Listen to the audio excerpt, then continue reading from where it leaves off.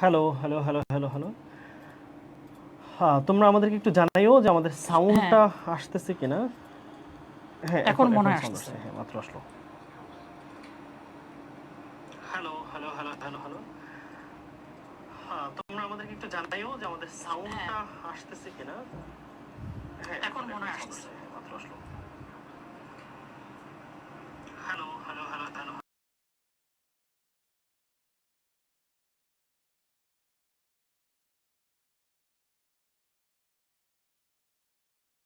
ঠিক আছে?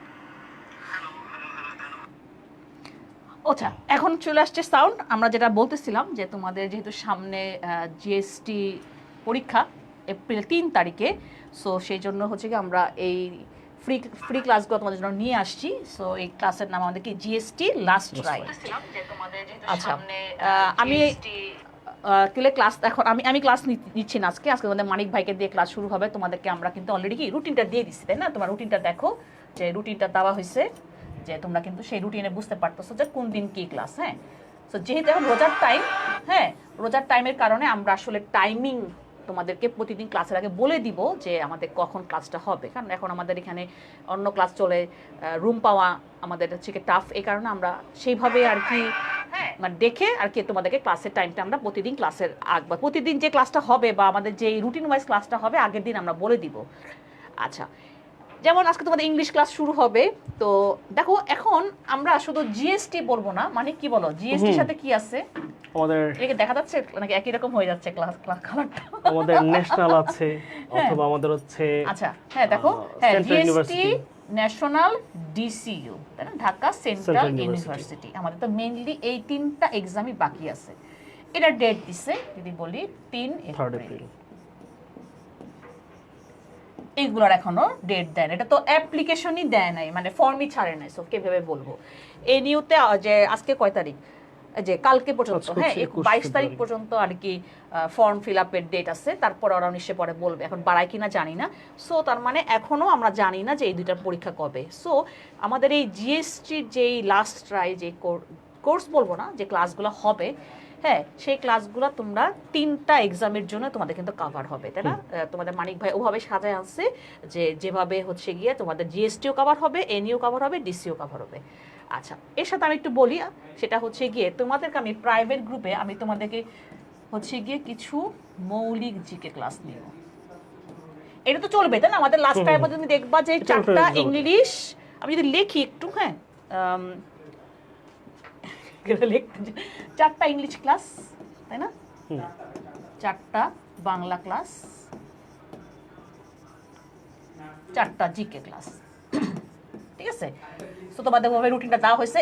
এর সাথে তোমাদের দেখো, তোমাদের মানিক ভাই বলছিল যে আমরা হচ্ছে গিয়ে মৌলিক জিকে ক্লাস কিছু নিব, 4টার মতো ক্লাস নিব মৌলিক জিকে। আমি 4টা লিখলাম এখানে, সেটা আমাদের প্রাইভেট গ্রুপে হবে। যেদিন তোমাদের এই যে লাস্ট ট্রাই দিছি, তাই না, আমরা লাস্ট ট্রাই যেদিন ক্লাস থাকবে না, সেদিন আমি ওই গ্যাপে হচ্ছে গিয়ে তোমাদেরকে মৌলিক জিকে ক্লাসগুলো নিব। সো আমি বারবার বলে দিচ্ছি, তারপর তোমরা খালি বলবা যে হ্যাঁ কি করব না করবো, এটা আমি তোমাদেরকে বলে দিলাম। হ্যাঁ, যে আমাদের এইভাবে করে হচ্ছে গিয়ে তোমাদের একদম জিএসটি পরীক্ষার আগ পর্যন্ত সেই ক্লাসগুলো চলবে।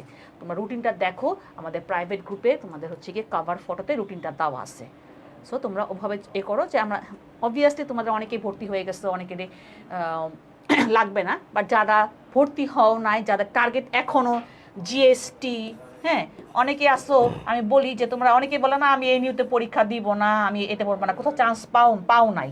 দেখো, যারা চান্স কোথাও পাও নাই তারা অবশ্যই বলো যে, এবার মানে কি বলে এটা, যে সেকেন্ড টাইম দিবে। আগে তো এখনো তো পরীক্ষা বাকি আছে। এখনো পরীক্ষা বাকি আছে, বাট সেকেন্ড টাইম দিবে। আমি বলি যে তুমি সেকেন্ড টাইম দাও, সেটা তোমার পরবর্তী তোমার ডিসিশন, কিন্তু তুমি কোথাও ভর্তি হয়ে থাকো, কোথায় ভর্তি হয়ে থাকা বেটার।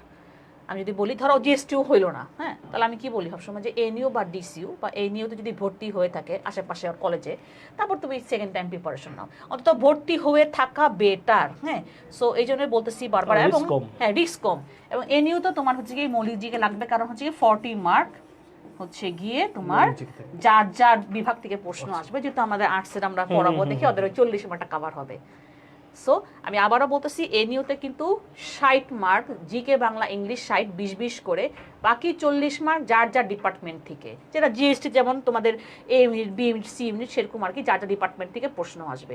সো যারা যে বিভাগের আসো সেভাবে তুমি সেভাবে থেকে প্রিপারেশন নিতে পারো। হ্যাঁ, আর্টসের একটা সুবিধা হবে এখানে যে আর্টসের যেমন এই মৌলিক জিকে তোমরা এখানে তোমাদের কিছু কাভার হবে আর কি। হ্যাঁ, মানে আমরা এখান থেকে তোমাদের সেইটা তোমাদের দিতে পারতেছি, কিন্তু আর্টস বা সায়েন্সকে আমরা সরি কমার্স বা সায়েন্সকে তো আমরা সেটা দিতে পারতেছি না। ঠিক আছে, বোঝা গেছে জিনিসটা কি? একজন একটা কমেন্ট করেছে অ্যাভয়েড লাবিব, আচ্ছা, যে এখন থেকে পড়লে জিএসটি ভালো করা পসিবল কিনা। হ্যাঁ, এই প্রশ্নটা যদি আমি একটু বলি যে আসলে এইটা এক ধরনের খুবই কি বলবো, এই কোয়েশ্চেন হচ্ছে খুবই অপ্রাসঙ্গিক। হ্যাঁ, দেখো এই যে এই ধরনের কথাগুলো আমরা সব সময় বলি যে আজকে থেকে শুরু করলে ঢাবি হবে কিনা, রাবি হবে কিনা। শোনো, তোমাকে যেটা করতে হবে পড়া শুরু করতে হবে।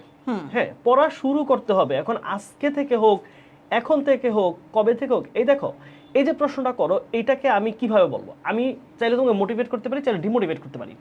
মোটিভেট এভাবে করতে পারি যে তোমার সামনে ফেব্রুয়ারি মাসটা এখন কিছুদিন আছে, মার্চ মাসটা আছে, এপ্রিল 3, মানে তোমার কাছে 1.5 মাসের মতো টাইম আছে। আর এমন তো না যে কিছু করে নাই। হ্যাঁ, কিছুই পড়ে নাই। আবার ডিমোটিভেট করবো এই কারণে যে পড়লে হবে কিনা, তুমি তো অনেকগুলো পরীক্ষা দিছো, তুমি তো বুঝতেছো হবে কিনা, তাহলে তুমি এটা ব্যাপারটা এরকম যে পড়াশোনা বন্ধ আছে। সো হবে কিনা না হবে কিনা এই চিন্তা পরে, আগে করতে হবে চেষ্টা, আগে করতে হবে তোমার। ওরা না চেষ্টা করেই শুরু করে হইতেছে গিয়ে হবে কিনা হবে কিনা। দেখো ওরা পড়াশোনা না করে কি করবে, সব আজারা চিন্তা। হ্যাঁ, ওখানে কত নাম্বার পাইতে হবে, এখানে কত নাম্বার পাইতে হবে, কিন্তু পড়াশোনা করতে হবে। তুমি পড়াশোনা করো, তুমি ভালোভাবে পড়ো, এরপরে মার্ক কত পাইতে হবে, কত পাইলে চান্স হবে সেইটা পরীক্ষার পরে। আগে পরীক্ষার জন্য তুমি ভালো করো, ভালো মার্ক পাইতে পারো, সেইটার জন্য প্রিপারেশন নাও। আমি সবসময় বলি যে কি করতে হবে, হবে কি না, পাস করবো কিনা, চান্স পাবো কিনা, that is another discussion. What you will have to do now to study properly. এই মুহূর্তে ভালোভাবে ক্লাসগুলো করো। তোমাদেরই তো দেখো ওরা ব্যাচমেট যারা চান্স পাইছে, দেখো যারা আমরা কথা বলছি, যারা আমাদের সাথে দেখা করছে, সবার একই কথা ছিল যে নিয়মিত পড়াশোনা করছে, যে প্রতিদিনের পড়াটা প্রতিদিন শেষ করছে। আমি তোকে আরেকটা কথা বলি, যেমন গতকালকে একটা ছেলে আমাকে নক করছে, ও অনেকদিন ধরে কথা বলে আমার সাথে মেসেঞ্জারে। হ্যাঁ, সে কিন্তু 26 ব্যাচ, বুঝছো, ও 26 ব্যাচ, মানে ওবার পরীক্ষা দিবে। হ্যাঁ, মানে পারফেক্ট ভর্তি হয় নাই, কিন্তু এমনি আমার সাথে ওর ভাই মানে আমাদের এখানে স্টুডেন্ট দেখা, ও আর কি এ করে। ও কিন্তু আমাকে দেখছে, আমি পরে উপরে উঠে দেখি যে ও খালি জিজ্ঞেস করতেছিল যে অ্যাডমিশনের ব্যাপারে। আমি কিন্তু ওকে একটা কথাই বলছি, এই সামনে এইচএসসির জন্য তুমি ফোকাস দাও। গতকালকে আমাকে এইচএসসি হইলে কিন্তু তার এই যে মৌলিক জিকে গুলো কিন্তু প্রবলেম হয় না, এইচএসসির সিলেবাসটা হলো কভার থাকে। এখন গতকালকে বলে আপু আমি তো কিছুই পারি না এইচএসসি, দেখছো ওর সামনে পরীক্ষা দিতেছি, আমাকে বলে আপু পাওয়ার প্লেতে ভর্তি হবো। পরে আমি ওকে যে প্রোমো কোড দিছি। হ্যাঁ, আমি তারপরে কইলাম যে সে আমারে কয়দিন আগে জিজ্ঞেস করছে অ্যাডমিশনের ব্যাপারে, এখন আমাকে গতকালকে এসে নক করে বলতেছে আপু আমি তো এইচএসসি কিছু পড়াশোনা করি নাই, আমার এখন কি হবে, আমার এই কয়েক মাস আমি পড়লে হবে কিনা, আমি ভর্তি হবো পাওয়ার প্লেতে। পরে আমি আবার তাড়াতাড়ি করে যে ওকে প্রোমো কোড দিছি, পরে মানে ভর্তি হয়েছে। ওর ভাই আর কি মনে হয় আমাদের এই 4.0 ওর সাথে, ওই যে দেখছে মনে হয় ভাইয়ের সাথে ক্লাসগুলা, এখন অ্যাডমিশন নিয়ে আসে। এখন মাথায় বাজ পড়ছে। এটাই আর কি, যে পড়াশোনা না করলে হবে না। এখন তুমি একটা টার্গেট রাখছো, এখন যেহেতু জিএসটি, যে তোমাদের এখন লাস্ট, আর তো কোনো উপায় নাই। আর কি এই তোমাদের জন্য, তোমাদের 25 ব্যাচের জন্য লাস্ট ট্রাই, এই জন্য আমার নামটাও দিছি, কথা লাস্ট ট্রাই। হ্যাঁ, জিএসটি এনইউ ডিসইউ বারবার বলতেছি যে তোমরা আমাদের যে ক্লাসগুলো করবা, আমাদের যে ক্লাসগুলো তোমাদের হচ্ছে গিয়ে 3টাতেই কভার হবে। আমি আর নষ্ট না করি টাইম। হ্যাঁ, আমাদের মিটিং আছে তো, সো তুমি ক্লাসটা শুরু করে দাও। আমরা ইনশাআল্লাহ আমরা দেখা হবে, এখন থেকে নিয়মিতভাবে দেখা হবে। হ্যাঁ, একদম জিএসটি আগ পর্যন্ত তোমাদের সাথে একটা ভালো জার্নি হবে আমাদের, ঠিক আছে? আর আমি তোমাদের প্রাইভেট গ্রুপে যেদিন ক্লাস নিব মৌলিক জিকে, সেদিন আমি তোমাদের আগের দিন আমি তোমাদেরকে মেবি 12টার সময় কি ক্লাস নিব, আমি একটু ধারণা দিয়ে দিলাম। হ্যাঁ, পরবর্তী ক্লাসগুলো ইংলিশ আর 12টাই হবে, কারণ হচ্ছে আমাদের স্টুডি ফাঁকা লিখে দিব এখানে মৌলিকটা কি লিখছিলাম এখানে। হ্যাঁ, তাহলে আমরা কি নেক্সট ক্লাস কি, তারপর আমরা আগের দিন তো আমরা বলেই দিব, তারপর বলে দিলাম আর কি। হ্যাঁ, 12 PM। ওকে, তাহলে তোমরা ক্লাস করো। ওকে, সবাই একটা কাজ করো শুরুতে তোমাদের সাথে।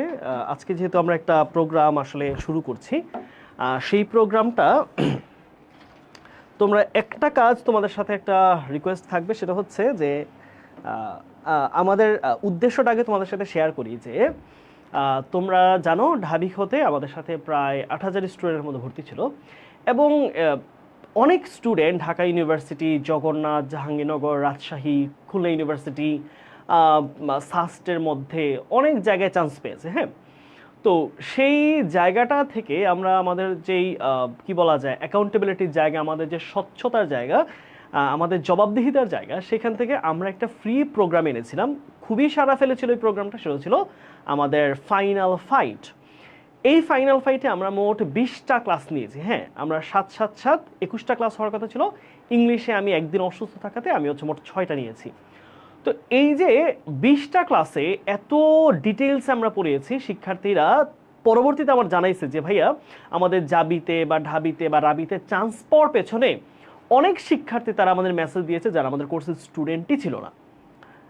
তো আমাদের স্টুডেন্ট তো আমরা প্রাইভেট কোর্সে যা পড়ানোর পড়িয়েছি, তারপরে এটা করার কাজ হচ্ছে যে এই যে দায়িত্বশীলতার জায়গাটা, আমাদের রেসপন্সিবিলিটির জায়গাটা, হ্যাঁ, আমাদের সার্ভ করার জায়গাটা, সেখান থেকে এখন সামনে যেহেতু গুচ্ছের পরীক্ষা, সামনে রমজানে আমাদের একটা গ্যাপ আছে, বন্ধ আছে। তো আমরা ভাবলাম, আমি আর ফারিয়া আপু ভাবলাম যে আপু এই টাইমটাতে তাদেরকে আরেকটু মোটিভেট করা যায় কিনা, আরেকটু চার্ম আপ করা যায় কিনা, আরেকটু পড়াগুলোকে গুছিয়ে দেওয়া যায় কিনা। সেই ভাবনা থেকে, সেই জায়গা থেকে আমরা নতুন করে শুরু করেছি আর একটা জার্নি, সেটা হচ্ছে লাস্ট ট্রাই। ওকে, আমি এগুলো একটু মুছে দিচ্ছি, এগুলো মনে হয় আর দরকার নাই। আচ্ছা, তো এই লাস্ট ট্রাইতে আমি আসলে উদ্দেশ্যটা শেয়ার করি তোমাদেরকে, যে আমরা লাস্ট ট্রাই দিয়ে আসলে কি বোঝাচ্ছি। খেয়াল করো, তোমরা অনেকেই ঢাকা ইউনিভার্সিটি, তোমাদের অনেকে চান্স হয়ে গেছে, তোমাদের জবি, রাবি, চবি অনেক জায়গায় চান্স হয়ে গেছে। এখন অনেকের কিন্তু আবার চান্স হয় নাই।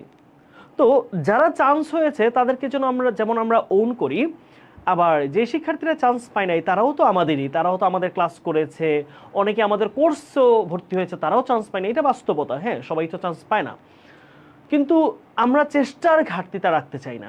কেউ যেন বলতে না পারে যে ভাই আপনারা চেষ্টা কম করছেন, আপনারা যা বলছেন তা দেন নাই, অথবা আপনাদের মধ্যে ডেডিকেশনের কমতি ছিল, আপনাদের মধ্যে আমাদের প্রতি আমাদেরকে ওন করার কমতি ছিল। এই জায়গাটা যেন আমাদের মধ্যে না থাকে, তার জন্যই আমরা নতুন আরও একটা তোমাদের জন্য রিভিশন প্রোগ্রাম এনেছি, and that is fully free for all. সেটা হচ্ছে লাস্ট ট্রাই। সো এখানে আমরা বিগত বছরে গুচ্ছে অথবা এনইউতে আসা যে প্রশ্নগুলো আছে, সেগুলোকে আমরা একটু বিশ্লেষণাত্মক পড়ব। খেয়াল করো, প্রশ্ন তার আমি বানাবো না, আমি বিগত বছরের প্রশ্নগুলো নিয়েছি এবং এই প্রশ্নগুলোকে এমনভাবে অ্যানালাইসিস করব যে এই প্রশ্নগুলোর আদলে যদি কোনো প্রশ্ন আসে, সেটাও যেন ইনশাআল্লাহ তোমরা সলভ করতে পারো। সো তোমাদের কাছে একটাই মিনতি থাকবে, তোমরা ক্লাসটাকে একটু তোমাদের টাইম লাইনে বা ফ্রেন্ড সার্কেলে শেয়ার করো, যেন আমাদের এই মহৎ কর্ম বা মহৎ উদ্দেশ্যটা যেন সার্থক হয় এবং সকলে মিলে যেন আমরা এই ভালো কাজের সাথে সামিল হতে পারি। হ্যাঁ, আমি জাস্ট 30 সেকেন্ডস টাইম নিয়েও তোমাদের থেকে ভাইয়ারা।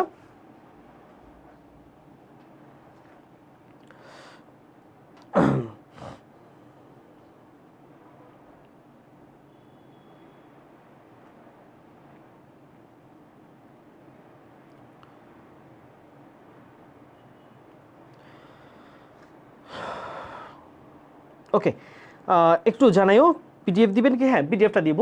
ক্লাসের শেষে আমরা আমাদের স্লাইডের মধ্যে পিডিএফটা অ্যাড করে দিব। হ্যাঁ, আমাদের ক্লাসের ইয়ার মধ্যে। হ্যাঁ, ওকে, আশা করি তোমরা আমাদের উদ্দেশ্য বুঝতে পেরেছো। ওকে, আমরা তাহলে শুরু করছি। হ্যাঁ, আমরা আর দেরি না করি। নোট করতে হবে কি? আমি মনে করি নোট করার প্রয়োজন নাই, স্লাইডটা তোমরা পেয়ে যাবে। হ্যাঁ, এই এক্স্যাক্টলি আমার হাতে লেখা পুরো স্লাইডটা তোমরা পাবা। সো আপাতত নোট করার প্রয়োজন দেখছি না। হ্যাঁ, চলো তাহলে আমরা শুরু করছি। হ্যাঁ, প্রিয় শিক্ষার্থী বন্ধুরা, আজকে আমরা জিএসটি লাস্ট ট্রাইয়ের ইংলিশ লেকচার 1-এর ক্লাসটা শুরু করছি। সবাই মনোযোগ দিয়ে ক্লাসটা করবা। আর পুরো জার্নি জুড়ে তোমাদের সাথে আছে তোমাদের সকলের পরিচিত, কারো কারো প্রিয় তোমাদের মানিক ভাইয়া, এবং পড়াশোনা শেষ করেছি ঢাকা ইউনিভার্সিটি থেকে অনার্স এবং মাস্টার্স। আসি আমরা প্রথম প্রশ্নকে, সবাই মনোযোগ দিয়ে ক্লাস করবে এবং কমেন্ট করবা। হ্যাঁ, তোমার কাছে যে উত্তরটা সঠিক মনে হচ্ছে নির্দ্বিধায় প্রশ্নগুলোকে উত্তর করার চেষ্টা করবা। অনেকে আছে যে ভাইয়া যদি ভুল হয়ে যায় তাহলে কি হবে? কিছুই হবে না। এই যে ট্রাই না করার এক প্রবণতা, এটা থেকে বের হয়ে আসতে হবে। ভুল হোক, কোনো সমস্যা নাই। তুমি যে উত্তরটাকে মনে করছো যে ভাইয়ার বিশ্লেষণের আগে আমি চিন্তা করি একটু উত্তরটা পারি কিনা, নো ডাউট তুমি অ্যান্সারটা করো, তুমি কমেন্ট করো যে হ্যাঁ এইটা উত্তর মনে হচ্ছে। যদি মিলে যায় ভালো, না হলে ব্যাখ্যা দেখবা। শেখার ক্ষেত্রে অ্যাটলিস্ট নিজের মধ্যে এই যে লজ্জাবোধ, হ্যাঁ, এই যে কনফিউশন, ডাউট, এগুলো রাখবা না। ঠিক আছে? চলো ভাইয়া, প্রথম প্রশ্ন। The Pakistani rulers used weapons dash us instead of defending us from external enemies. প্রশ্নটা একটু বোঝো কি বলেছে। হ্যাঁ, একটা প্রিপোজিশন থেকে আসে একটা প্রশ্ন, প্রিপোজিশনে একটা প্রশ্ন। হ্যাঁ, কি বলছে দেখো। দ্য পাকিস্তানি রুলার্স, হ্যাঁ পাকিস্তানি শাসকেরা, খুব ভালোভাবে বুঝো হ্যাঁ কি বলছে। পাকিস্তানি শাসকেরা ইউজড উইপন্স, উইপন্স মানে কি, অস্ত্র, অস্ত্র ব্যবহার করেছে, ড্যাশ আস আমাদের উপর মানে বাঙালিদের উপর, ইনস্টিড অফ, ইনস্টিড অফ এই ফ্রেজটা মনে রাখবা, এটা অর্থ হচ্ছে পরিবর্তে। এটা অর্থ কি বলতো, অর্থ দ্বারাই হচ্ছে পরিবর্তে, পরিবর্তে, পরিবর্তে, ঠিক আছে, পরিবর্তে।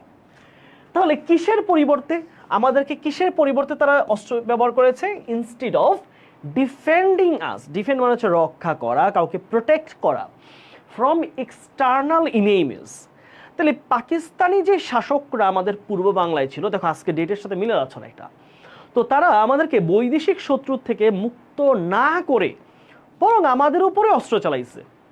আচ্ছা, তাহলে বুঝিয়েছে যে আমাদের উপরে, রাইট, আমাদের উপরে। এই যে কথাটার মিনিং কি দাঁড়াচ্ছে, যে আমাদের উপর, আমাদের উপর, আমাদের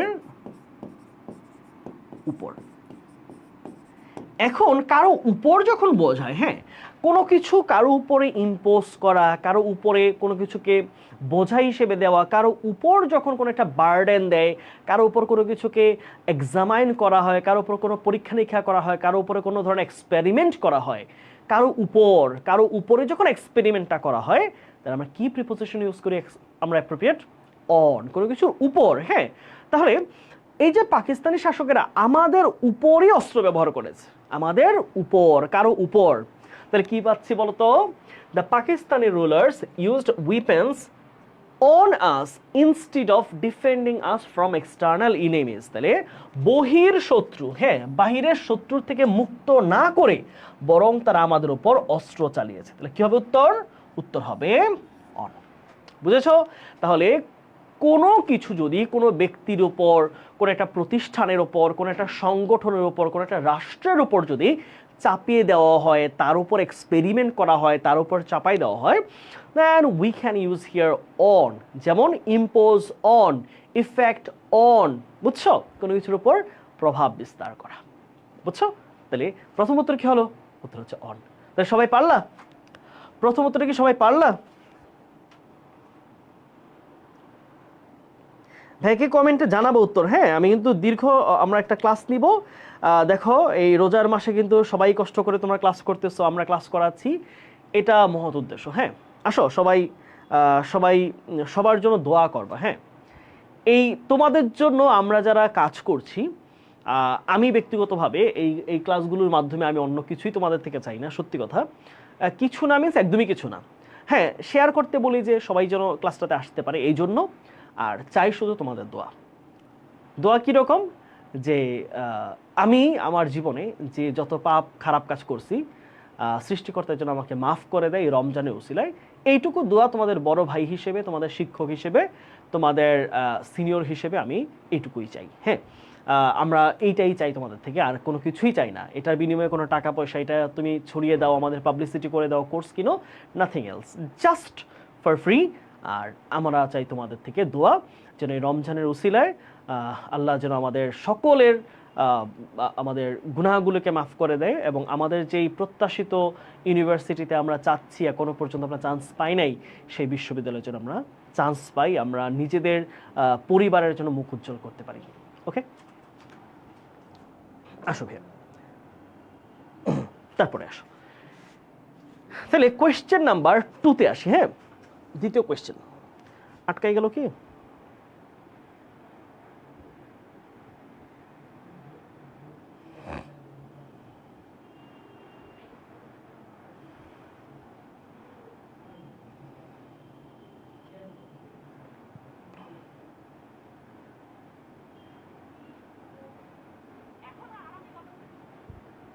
না ঠিক আছে, আটকাইনি। হ্যাঁ, ওকে, দ্বিতীয় প্রশ্ন আসে। হ্যাঁ, খেয়াল করো, প্রথম কয়েকটা প্রশ্ন আমরা প্রিপোজিশন থেকে রেখেছি, কারণ প্রতি বছর গুচ্ছে 3 থেকে 4টা কোয়েশ্চেন আসে প্রিপোজিশন থেকে, 3 থেকে 4টা কোয়েশ্চেন শুধু প্রিপোজিশন থেকে। ওকে, তারপরে কোয়েশ্চেন দেখো কি বলছে, recourse dash arms is not the best solution to, এখানে আরেকটা প্রশ্ন মনে রাখবা, সলিউশন টু। হ্যাঁ, এটাও কিন্তু পরীক্ষায় আসে তোমাদের, সলিউশন টু। সলিউশন টু মানে কি, মানে হচ্ছে কোনো কিছুর সমাধান, এটা মনে রাখবা সবাই, এটা কিন্তু পরীক্ষা প্রায় আসে, সলিউশন টু সমাধান। আচ্ছা, হস্টিলিটি ওয়ার্ডটা বেশ ইম্পর্টেন্ট, বৈরিতা বা শত্রুতা, বৈরিতা বা শত্রুতা, বা কি পাই আমরা, শত্রুতা। ঠিক আছে, আমি তো মিনিংগুলো সুন্দরভাবে ক্লিয়ার করে দিচ্ছি। শত্রুতা বিটুইন কান্ট্রিজ, তাহলে আবার বাংলাটা বোঝো কি বলছে, বাংলা বলেছে যে recourse dash arms, recourse dash is not the best solution। recourse শব্দের অর্থ কি, recourse শব্দটার একটা সুন্দর মিনিং হচ্ছে অবলম্বন করা, কোনো কিছুর সাহায্য নেওয়া, মানে অবলম্বন করা, আমরা বলি না অবলম্বন করা, অবলম্বন করা। তাহলে বলা হয়েছে recourse dash arms is not the best solution, তাহলে অস্ত্রের অবলম্বন নেওয়া is not the best solution, এটা সবচেয়ে ভালো কোনো সিদ্ধান্ত না, to hostility between countries, দুইটা দেশের মধ্যে, বৈরিতার মধ্যে।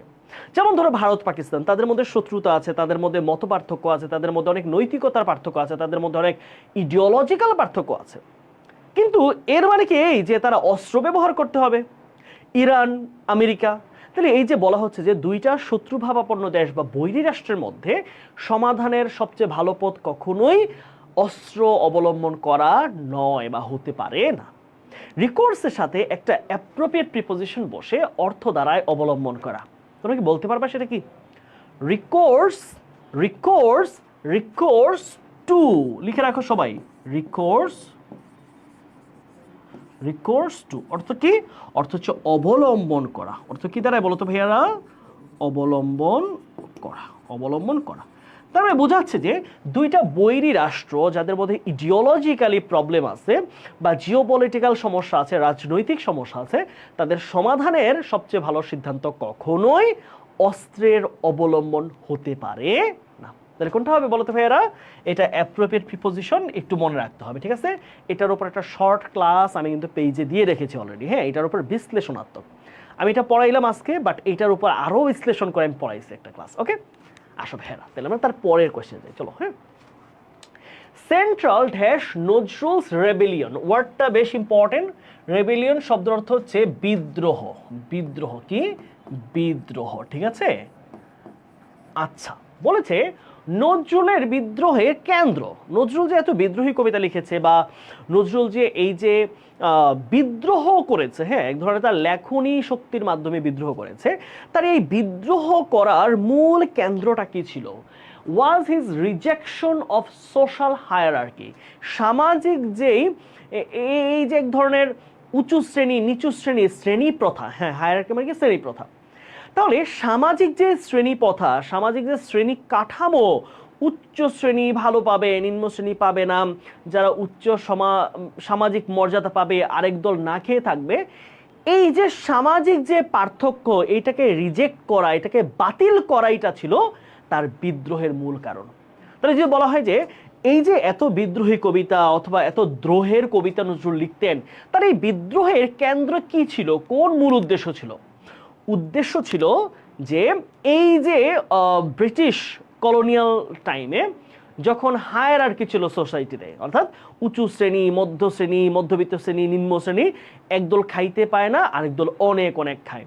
এই যে হায়ারার্কিটা তিনি রিজেক্ট করেছেন, তিনি এই সামাজিক এই ব্যাধি চান নাই। তাহলে এইখানেও কিন্তু একটা অ্যাপ্রোপ্রিয়েট প্রিপোজিশন, সেন্ট্রাল ড্যাশ, তাহলে কেন্দ্র। হ্যাঁ, কেন্দ্র, কোনো কিছুর কেন্দ্র, কোনো কিছুর কেন্দ্র। খেয়াল করতে ভাইয়া কি বলছে? কোনো কিছুর কেন্দ্র। তাহলে সেন্ট্রালের সাথে একটা অ্যাপ্রোপ্রিয়েট প্রিপোজিশন বসে, যার অর্থ দাঁড়ায় কোনো একটা চিন্তা, কোনো একটা কাজ, কোনো একটা মনোভাব, কোনো একটা আইডিওলজির কেন্দ্রবিন্দু। হ্যাঁ, কেন্দ্রবিন্দু, একদম মিডল পয়েন্ট। তাহলে এটা কি হচ্ছে? Central to. লিখে রাখো একটু সবাই, সেন্ট্রাল টু অর্থ কি? কেন্দ্র, কোনো একটা জিনিসের কেন্দ্র। ওকে, আমরা কি বুঝতে পেরেছি? তাহলে সেন্ট্রাল টু মানে কি বোঝাচ্ছে ভাইয়া বলতো? কোনো একটা চিন্তা, কোনো একটা কথাবার্তা, কোনো একটা থট, যে কোনো জিনিসের যে কেন্দ্রবিন্দুটা আছে এটাকে বলা হয় সেন্ট্রাল টু। বুঝা গেল? Central to the election commission, election নির্বাচন কমিশনের কেন্দ্র। সেন্ট্রাল টু ইয়োর থট, তোমার চিন্তা ভাবনার কেন্দ্র। Central to our ideological perspective, আমাদের যেই মতাদর্শগত চিন্তার কেন্দ্রবিন্দু। তাহলে central two, solution to.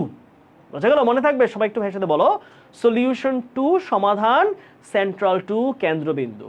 Solution to সমাধান, সেন্ট্রাল টু অর্থ কি? কোনো একটা জিনিসে, কোনো একটা কাজের, কোনো একটা কনসেপ্টের কেন্দ্রবিন্দু। আশা করছি ক্লিয়ার এই প্রশ্নটা। হ্যাঁ, আসো তারপরে। Education এনরিচেস us dash knowledge and skills. এইটা ভেরি ভেরি কমন কোয়েশ্চেন। হ্যাঁ, দেখো, এনরিচ, এনরিচ শব্দ অর্থ কি? এনরিচ শব্দ অর্থ হচ্ছে সমৃদ্ধ করা, সমৃদ্ধ করা। লিখে রাখো, সমৃদ্ধ, সমৃদ্ধ করা। ঠিক আছে? তাহলে বলো তো ভাইয়া, এনরিচ অর্থ কি? এনরিচ সমৃদ্ধ করা। Enrich yourself with proper preparation, তোমার নিজেকে যথাযথ প্রস্তুতি দিয়ে সমৃদ্ধ করে গড়ে তোলো। We should enrich our country with knowledge and money. আমরা আমাদের দেশটাকে টাকা পয়সা এবং জ্ঞান দুইটা দিয়েই সমৃদ্ধ করা উচিত। তাহলে এনরিচ উইথ, এনরিচের সাথে কি বসে বলো তো ভাইয়ারা দেখি? সবাই একটু কমেন্টে জানাইও, এনরিচের সাথে আমরা কি বসাইতে পারি? সবাই একটু ভাইয়াকে কমেন্টে জানাও তো, এনরিচের সাথে আমরা কোনটা দিলে আমাদের মনে হয় যে উত্তরটা সঠিক হবে? এনরিচ, ইয়েস, এই তো গুড, মাশাআল্লাহ। আমাদের মোহাম্মদ মুস্তাফিজুর রহমান, তারপর হচ্ছে আরিফা, তোমার উত্তরটা ভুল হয়েছে, বাই হবে না, উইথ হবে। এনরিচ উইথ হয়, এনরিচের সাথে কি হয়? এনরিচের সাথে হয় হচ্ছে উইথ। এনরিচ উইথ, কোনো কিছু দিয়ে সমৃদ্ধ করা। এনরিচ উইথ অর্থ কি বলতো? সমৃদ্ধ করা, সমৃদ্ধ করা। এনরিচ উইথ অর্থ কি? সমৃদ্ধ করে গড়ে তোলা। তার উত্তর কি পাচ্ছি? উত্তর হচ্ছে উইথ। বুঝছো? সহজ জিনিস কিন্তু, হ্যাঁ, একটু পড়াশোনা করলে মনে থাকবে। তাহলে আমরা গুছিয়ে পড়াই দিচ্ছি তোমাকে, আমি একদম সুন্দরভাবে বেসিক সহ, বাংলা অর্থ সহ। তোমরা ক্লাসটা করলেই দেখবা তোমার আর কিচ্ছু করা লাগবে না। তুমি ক্লাসটা করো, ক্লাসের মধ্যেই প্রত্যেকটা জিনিসকে ভাইয়া কনসেপ্টগুলো ক্লিয়ার করে দিব, ক্লাসে দেখবা পড়া শেষ। বুঝছো? ওকে, তারপরে আসি আমরা। হ্যাঁ, ভয়েস চেঞ্জ থেকে আমরা একটা প্রশ্ন দেখবো। ভয়েস চেঞ্জ খুবই সুন্দর একটা প্রশ্ন, হ্যাঁ, খুবই সুন্দর concept. My uncle promised me a present. হ্যাঁ, একটু চিন্তা করো উত্তর কি হইতে পারে। এখন এখানে আ প্রেজেন্ট, এইটা কিন্তু কোনো বর্তমান কাল বোঝাচ্ছে না, এটা বোঝাচ্ছে হচ্ছে গিফট, না? অর্থ হচ্ছে উপহার। কি বোঝাচ্ছে? উপহার। এখন বলেছে যে মাই আঙ্কেল প্রমিসড, আমার আঙ্কেল প্রতিজ্ঞা করেছেন আমাকে, আমাকে আ প্রেজেন্ট, একটা গিফট। তাহলে এই প্রশ্নটার মধ্যে আমরা একটু বিশ্লেষণ করবো যে প্রশ্নটা আসলে কি বলা হয়েছে। হ্যাঁ, খেয়াল করো, প্রশ্নে আমাদের কিন্তু অবজেক্ট দুইটা, একটা হচ্ছে আমরা জানি ডাবল অবজেক্ট, এরকম ডাবল অবজেক্ট বা ফ্যাক্টিটিভ অবজেক্টের ক্ষেত্রে আমাদের চিন্তা করার ক্ষেত্রে দুইভাবে চিন্তা করতে হবে, দুই রকম উত্তর হইতে পারে। তাহলে এইখানে বস্তুবাচক যে অবজেক্টটা আছে তাকে আমরা বলি হচ্ছে ডিরেক্ট অবজেক্ট, তাকে আমরা কি বলি? বস্তুবাচকটাকে ডিরেক্ট অবজেক্ট। আর যে ব্যক্তিবাচক যে অবজেক্টটা আছে তার নাম হচ্ছে ইনডিরেক্ট অবজেক্ট। সবাই একটু মনে রাখো, ইনডিরেক্ট অবজেক্ট। ঠিক আছে? খুব ম্যান্ডেটরি না, জাস্ট হালকা মাথায় রাখো। তাহলে যখন ডাবল অবজেক্ট থাকবে, তাহলে সেই দুইটা অবজেক্টের মধ্যে যেটা হচ্ছে বস্তুবাচক সেটা হচ্ছে indirect object, sorry direct object. আর যেটা হচ্ছে ব্যক্তিকে বোঝাচ্ছে, কোনো মানুষকে বোঝাচ্ছে, সেটা হচ্ছে ইনডিরেক্ট অবজেক্ট। আমরা দুইভাবেই করতে পারি, অর্থাৎ তুমি চাইলে ইনডিরেক্টকেও শুরুতে লিখতে পারো, আবার ডিরেক্টকেও শুরুতে লিখতে পারো, বোথ আর ফাইন। আসো, এবার অ্যান্সার করার সময় আমাদের খেয়াল করতে হবে এটা কোন টেন্সে আছে, কারণ তুমি টেন্স নির্ধারণ না করলে ভয়েস চেঞ্জ কখনোই করা পসিবল না। এখন টেন্স কিসে আছে? Promised, right? তাহলে প্রমিসড কিসে আছে? V2, মানে পাস্ট ইনডেফিনিট টেন্স। এখন পাস্ট ইনডেফিনিটের একটা অ্যাক্টিভ সেন্টেন্সকে আমরা প্যাসিভ কিভাবে করব? হ্যাঁ, আমরা অনেক কিন্তু এগুলো নিয়ে পড়াশোনা করছি, এগুলো তোমরা এতদিন পড়াশোনা করছো। পাস্ট ইনডিফিনিট টেন্সের প্যাসিভে শুধু এইটুকু আমরা মনে রাখবো, অক্সিলারি হিসেবে কি পাবো আমরা? ওয়াজ অথবা ওয়্যারকে পাবো অক্সিলারি, এবং তারপরে কি পাবো বলতো ভাইয়ারা? V3, মানে ভার্বের পাস্ট পার্টিসিপল ফর্ম। কি পাবো? ভার্বের পাস্ট পার্টিসিপল ফর্মটা আমরা পাবো। তাহলে এখন আমরা কি হচ্ছে বলো দেখি, আমরা এখন পুরো জিনিসটাকে গুছাই আনি। তাহলে এখানে আমরা ওয়াজ ওয়্যার ছাড়া বাকি অক্সিলারিগুলো যেখানে আছে সেগুলো বাদ দাও। তাহলে এখানে কি আছে? Had been. হ্যাড বিন হয় পাস্ট পারফেক্ট কন্টিনিউয়াস বা পাস্ট পারফেক্টে, সো এটা বাদ, এটা পাস্ট পারফেক্ট, এটা হবে না। তাহলে এখানে আছে দেখো, এখানে ওয়াজ আছে, এখানে ওয়াজ আছে, এখানে ওয়াজ আছে, তার মানে তিনটা যে কোনো উত্তর হবে। আরো বাদ দেওয়ার চেষ্টা করো। আসো এবার, আই ওয়াজ প্রমিসড বাই, এইখানে দেখো মাই আঙ্কেলের মাইটা কিন্তু মিস হয়ে গেছে, রাইট? আমরা জানি অ্যাক্টিভ ভয়েসের সাবজেক্টে যেই রকম আছে আমরা চাইলে সেটাকে পরিবর্তন করতে পারি, কিন্তু বাদ দিতে পারি না। সাবজেক্টে যে মাই আঙ্কেল আছে, মাই আঙ্কেল লিখতে হবে, হ্যাঁ, প্রথম কথা। সো এখানে মাই মিসিং আছে, এইটা কিন্তু ভুল, সো এই উত্তরটা আমাদের কাটা। এখন আসো এটা আর এটা, a present was promised by my uncle. আচ্ছা ফাইন, ঠিকঠাক আছে, প্রেজেন্ট ওয়াজ প্রমিসড, ওকে। এখন প্রশ্ন হচ্ছে, আমি দেখো এখানে সাবজেক্টকে নিলাম আ প্রেজেন্ট, ফাইন, আ প্রেজেন্ট, কিন্তু এই মিটাকে আমি বাদ দিলাম কেন? মিটা কোথায় আছে বলো তো? মিটাকে আছে নাই? তাহলে বলা উচিত ছিল না a present was promised to me by my uncle? তাহলে এখানে ভুল আছে। তাহলে এটা সঠিক উত্তর কি হইতো? এটা যদি সঠিক করতে চাইতাম তাহলে উত্তরটা এমন হইতো যে আ প্রেজেন্ট ওয়াজ প্রমিসড। লিখে রাখো সবাই, এটা দুই রকম উত্তর হইতে পারে, কিন্তু যখন তুমি ব্যক্তিবাচক অবজেক্টটা পরে রাখবা তখন টু বা ফর হয়। তবে এই ক্ষেত্রে এখানে টু হবে, to me by my uncle, ঠিক আছে? এটা মনে রাখবা, ঠিক আছে? তাহলে এইটা কাটা, এটা কাটা, তবে উত্তর চাইলে এটা হইতে পারতো। তাহলে আর রইল কি? I was promised a present by my uncle, এই উত্তরটা হচ্ছে আমাদের সঠিক। দেখো আই ওয়াজ প্রমিসড, ওয়াজ বয়ার আছে, তারপর হচ্ছে V3 আছে, এই যে দ্বিতীয় অবজেক্টও রাখা আছে, সো এখানে সবকিছু ঠিকঠাক আছে। উত্তর কোনটা হবে? উত্তর হবে বি নাম্বার। তাহলে খেয়াল রাখতে হবে, অপশনে এইটা না দিয়ে যদি এইটা দেয় উপরটা, সেটাও কিন্তু উত্তর সঠিক হতে পারে। তবে খেয়াল রাখতে হবে, যখন আমরা বস্তুবাচক অবজেক্টটাকে আনছি আর ব্যক্তিবাচককে তার নিজের জায়গায় রাখছি, সেক্ষেত্রে টু অথবা ফর, যেটা যখন অ্যাপ্রোপ্রিয়েট সেটা ইউজ করতে হবে। আমরা কি বুঝেছি? আমাকে একটু কমেন্টে জানাও আমরা কি ভয়েসের এই প্রশ্ন বুঝেছি কিনা। এই ধরনের ডাবল অবজেক্টের প্রশ্ন কিন্তু মাঝে মাঝে পরীক্ষায় আসতে দেখা যায়, হ্যাঁ? তাহলে আমাকে একটু তোমরা কমেন্টে জানাও ভাইয়ারা যে আমরা কি এটা বুঝেছি কিনা। আমরা কি ক্লিয়ার? এই ক্লাসটা কত ব্যাচের জন্য? এটা 25-এর অ্যাডমিশন ব্যাচের ক্লাস, হ্যাঁ? তোমরা চাইলে 26 তোমরা যারা মনে করছো যে ফ্রি আছো, তোমরা চাইলে করতে পারো, হ্যাঁ? ক্লাসের ক্ষেত্রে, শিক্ষার ক্ষেত্রে কোনো ধরনের বাধা আছে বলে আমি মনে করি না। তবে অবশ্যই এইটুকু খেয়াল রাখতে হবে যে তোমার যে বেসিক পড়াশোনা তোমার জন্য যেটা ম্যান্ডেটরি সেটা তুমি শেষ করছো কিনা, তারপরে এক্সট্রা পড়াশোনা করতেই পারো। আমরা একটু কমেন্টে জানাই যে আমরা কি ভয়েসের এই প্রশ্নটা বা এই কনসেপ্টটা বুঝলাম, যে ডাবল অবজেক্ট থাকলে কিভাবে চিন্তা করব। ডাবল অবজেক্টের ক্ষেত্রে মাথায় রাখতে হবে, যদি শুরুতে আমরা বস্তুবাচক মানে ডিরেক্ট অবজেক্টটা লিখি, তাহলে ইনডিরেক্ট অবজেক্টটা যখন লিখবো তখন আমরা টু বা ফর যেটা অ্যাপ্রোপ্রিয়েট হয় সেটা লিখবো। আর যদি ব্যক্তিবাচককে সাথে আনো তাইলে আর কিছু লিখতে হবে না। ক্লিয়ার? আমরা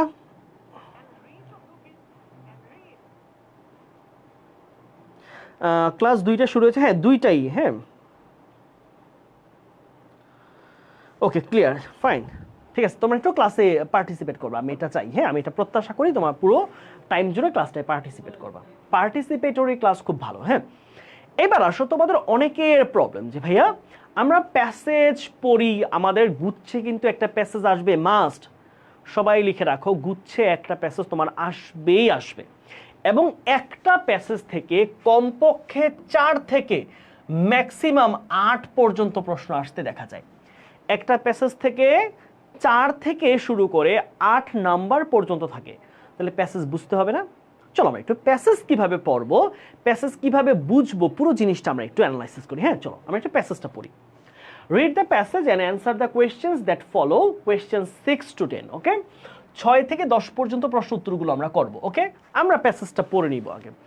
কিন্তু প্রশ্ন যখন তোমরা পরীক্ষা উত্তর করবে তখন তোমরা আগে প্রশ্ন পড়বা, পরে প্যাসেজে আসবা। বাট আমরা যেহেতু ক্লাস করাচ্ছি আমরা আগে প্যাসেজটা পড়বো, হ্যাঁ?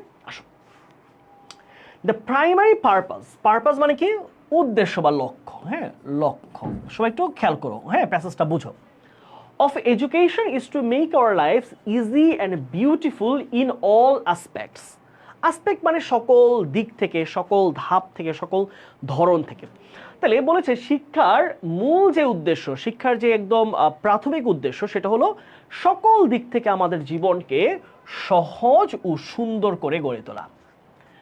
However, if we analyze the actions done, আমরা যদি কৃতকর্ম যে কাজগুলো করা হয়েছে, হ্যাঁ ডান মানে কি যে কাজগুলো করা হয়েছে, and the endeavors মানে হচ্ছে চেষ্টা বা প্রচেষ্টা, হ্যাঁ এবং যে প্রচেষ্টাগুলো করা হয়েছে, প্রচেষ্টাগুলো করা হয়েছে by the educated people of all times, তাহলে শিক্ষিত মানুষের দ্বারা যে সকল কাজ করা হয়েছে, যেগুলো প্রচেষ্টা করা হয়েছে, we find that those have not always been beneficial to humankind, তার মধ্যে সকল কাজই মানব জাতির জন্য উপকারী ছিল না। এই যে অ্যাটম বোম, এটা কি মানুষের জন্য উপকার হয়েছে বলতো? এই যে আমরা দেখলাম যে পারমাণবিক বোমা ফেলে হিরোশিমা নাগাসাকি, পৃথিবীতে প্রথম 2টা বোমা ফেলা হলো এবং 2 শহর একেবারে তছ নছ হয়ে গেল। লক্ষ লক্ষ মানুষ আসলে তাদের প্রাণ হারালো, তাদের সম্পত্তি, আত্মীয় স্বজন সব হারাই ফেলছে। সো এই যে শিক্ষিত মানুষরা অনেক কিছু আবিষ্কার করে, তার সবকিছু ইতিহাসে মানুষের জন্য ভালো হয়নি। Some have been threatened, some have even threatened the existence of human beings. কিছু কিছু আবিষ্কার, কিছু কিছু কাজ, শিক্ষিত মানুষের কাজ, মানব জাতির যেই অস্তিত্ব, মানব জাতির অস্তিত্বকে প্রশ্নবিদ্ধ করেছে, হুমকিতে ফেলেছে। অস্তিত্ব, হ্যাঁ অস্তিত্ব মনে রাখবা, এক্সিস্টেন্স মানে কি অস্তিত্ব। Thus, এই কারণে education at many times has failed to serve its primary purposes. এই কারণে শিক্ষা তার মূল উদ্দেশ্যকে, মূল লক্ষ্যকে সার্ভ করতে অনেক সময় ব্যর্থ হয়েছে। তার উদ্দেশ্য ছিল, শিক্ষার লক্ষ্য ছিল ভালো কাজ করা, মানুষের জীবনকে উন্নত করা, সহজ করা, কিন্তু সে অনেক সময় মানুষের জীবনে কষ্ট বয়ে এনেছে। Why does it happen? কিন্তু এই জিনিসটা কেন ঘটে? Education gives us, শিক্ষা আমাদেরকে দেয় knowledge and skills, eventually provides us with power. তাহলে শিক্ষা আমাদেরকে জ্ঞান ও দক্ষতা দেয়, যেই জ্ঞান এবং দক্ষতা দিন শেষে কিসে পরিণত হয়? ক্ষমতায়। যে ব্যক্তির জ্ঞান আছে, যে ব্যক্তির কাজ করে খাওয়ার মতো দক্ষতা আছে, প্রচুর সক্ষমতা আছে, সে আসলে একজন powerful person. This power sometimes turns us into monsters. এই যে ক্ষমতা, এই যে শক্তি মানুষের, টাকা পয়সা, জ্ঞান, বুদ্ধি, এটা অনেক সময় ধ্বংসাত্মক কিছুতে পরিণত হয়, অর সামটাইমস অ্যাঞ্জেলস অথবা দূতে পরিণত হয়। এখানে দুই ওয়ার্ড, মনস্টার বলতে ব্যাড ক্যারেক্টারিস্টিক বোঝানো হচ্ছে, খারাপ, আর অ্যাঞ্জেল বলতে গুড ক্যারেক্টারিস্টিক্সকে বোঝানো হচ্ছে। তাহলে এই যে ক্ষমতার মাধ্যমে আমরা অনেক ভালো কাজও করতে পারি, অনেক খারাপ কাজও করতে পারি। Because power of education can be used both for a good and evil purposes depending on the intention of its users. তাহলে একজন ইউজার, ব্যবহারকারী এই জ্ঞানকে, বিজ্ঞানকে, প্রযুক্তিকে কিভাবে ইউজ করবে তার উপর নির্ভর করে যে একটা কাজ কি ভালো হবে না খারাপ হবে। There was example that took the lives of billions of innocent people were waste and executed by the educated people. এমন উদাহরণ আছে যে লক্ষ লক্ষ মানুষের প্রাণ গিয়েছে, নিষ্পাপ শিশুকে হত্যা করেছে এই শিক্ষিত মানুষের দ্বারা। তোমরা চিন্তা করো, ফিলিস্তিনের মধ্যে যে লক্ষ লক্ষ শিশুকে মারতেছে, হ্যাঁ এগুলো কি অশিক্ষিত মানুষরা করতেছে?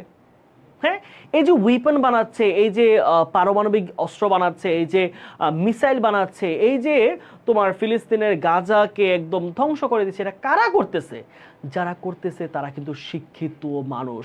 এই যে আমরা দেখলাম যে ইরাকের মধ্যে ইরাককে শেষ করে ফেললো, সিরিয়াকে শেষ করে ফেললো, লিবিয়াকে শেষ করে ফেললো, আফগানিস্তানের লক্ষ লক্ষ মানুষকে মারা হইলো, কারা করেছে?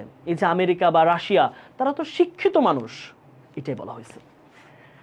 তারপর আসি, year scams and horrific incidents of corruption were also committed by the individuals having high academic degrees from, এখানে from হবে একটা, from world famous institutions. So education does not always guarantee beauty and enable us unless it is imbued morality, ethics and humanity. বলেছে তাই এই শিক্ষা সবসময় আমাদেরকে সৌন্দর্য এবং মহানতার শিক্ষা দেয় না, যদি না সেটা কি হয়, অনুপ্রাণিত হয়। ইমবিউড মানে কি অনুপ্রাণিত, মানে ইন্সপায়ার্ড, একটু মনে রাখবা, ইন্সপায়ার্ড কি, মোরালিটি মানবতা, ইথিক্স এবং হিউম্যানিটি। তাহলে যেই শিক্ষার মধ্যে মানবতা, নৈতিকতা, উদারতা নাই, সেই শিক্ষা তোমাকে ভালো কিছুর গ্যারান্টি দিতে পারে না। বোঝা গেল? তাহলে মূল কথা কি পেলাম, যে শিক্ষা যে অলওয়েজই ভালো করবে এমন না, শিক্ষার যে উদ্দেশ্য সেটাকে আমাদেরকে আরো পুনর্বিবেচনা করতে হবে। সেই শিক্ষার মধ্যে যেন মানবিকতা থাকে, মানবতা থাকে, নৈতিকতা থাকে, তবেই সে শিক্ষা মানব জাতির উপকারে আসবে। আসো আমরা একটু প্রশ্নগুলো দেখি কি বলেছে।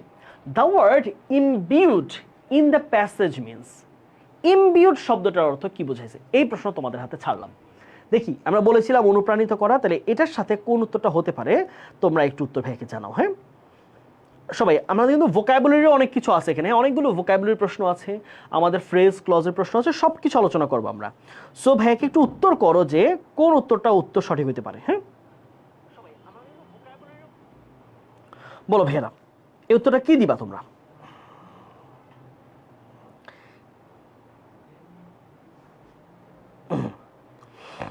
এই প্রশ্ন উত্তরে আমরা কি দিতে পারি বলে মনে হয়? হ্যাঁ ইমবিউড বা ইমবুয়েড শব্দটার অর্থ আমরা বলেছিলাম যে অনুপ্রাণিত হওয়া, কোনো কিছুর দ্বারা মোটিভেটেড হওয়া। তাহলে এইটার মিনস মানে সিনোনিম বোঝাইছে, সমার্থক কি হবে? কেউ উত্তর দিচ্ছ কি? আমি একটু দেখি তোমাদের কমেন্টগুলো।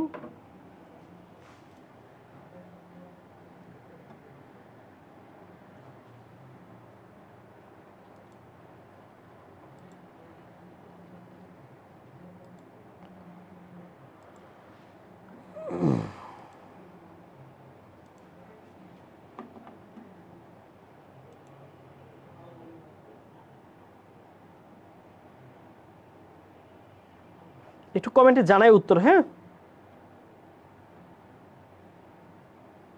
আচ্ছা, অনেকে বলছে ইনফিউজ, রাইট? হ্যাঁ গুড, সুন্দর। আচ্ছা তাহলে আমরা একটু উত্তর মানে শব্দগুলো বাংলা অর্থ একটু দেখে নেই, তাহলে তো আমরা পারবো। হ্যাঁ আমরা চলো একটু শব্দগুলো, আমি একটু আমার ফোনটা রেখে দিলাম, ফোনে আসলে চার্জ নেই খুব বেশি। ওকে আসো ভাইরা, তাহলে আমরা কি পাচ্ছি বলো তো, শব্দগুলোর মিনিং আগে বোঝাও। স্প্রেড অর্থ কি বলতো? স্প্রেড অর্থ হচ্ছে ছড়িয়ে দেওয়া, রাইট? মানে হচ্ছে প্রসারিত করা, মানে ছড়িয়ে দেওয়া, ছড়িয়ে দেওয়া। তাহলে মিলাও কোনটা অর্থ যাচ্ছে, ছড়িয়ে দেওয়া। তাহলে ছড়িয়ে দেওয়া কি যাচ্ছে বলো? ছড়িয়ে দেওয়া আর হচ্ছে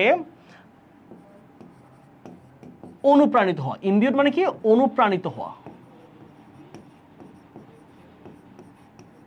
অনুপ্রাণিত হওয়া, ঠিক আছে? আচ্ছা তারপর আসো ইমার্স। ইমার্স মানে হচ্ছে প্লাবিত করা, ডুবিয়ে ফেলা, একদম বন্যায় প্লাবিত করে ফেলা। তাহলে ইমার্স অর্থ কি? প্লাবিত, প্লাবিত। হ্যাঁ প্লাবিত মানে একদম ডুবাই ফেলছে। তারপর আসো ইনফিউজড অর্থ হচ্ছে কারো দ্বারা অনুপ্রাণিত। ইনফিউজ মানে কি? অনুপ্রাণিত, অনুপ্রাণিত, ইনফিউজ, ঠিক আছে? তারপর আসে স্ট্রাকচার্ড মানে হচ্ছে গঠিত, গঠিত। তাহলে কোনটা বলো তো ভাইয়া?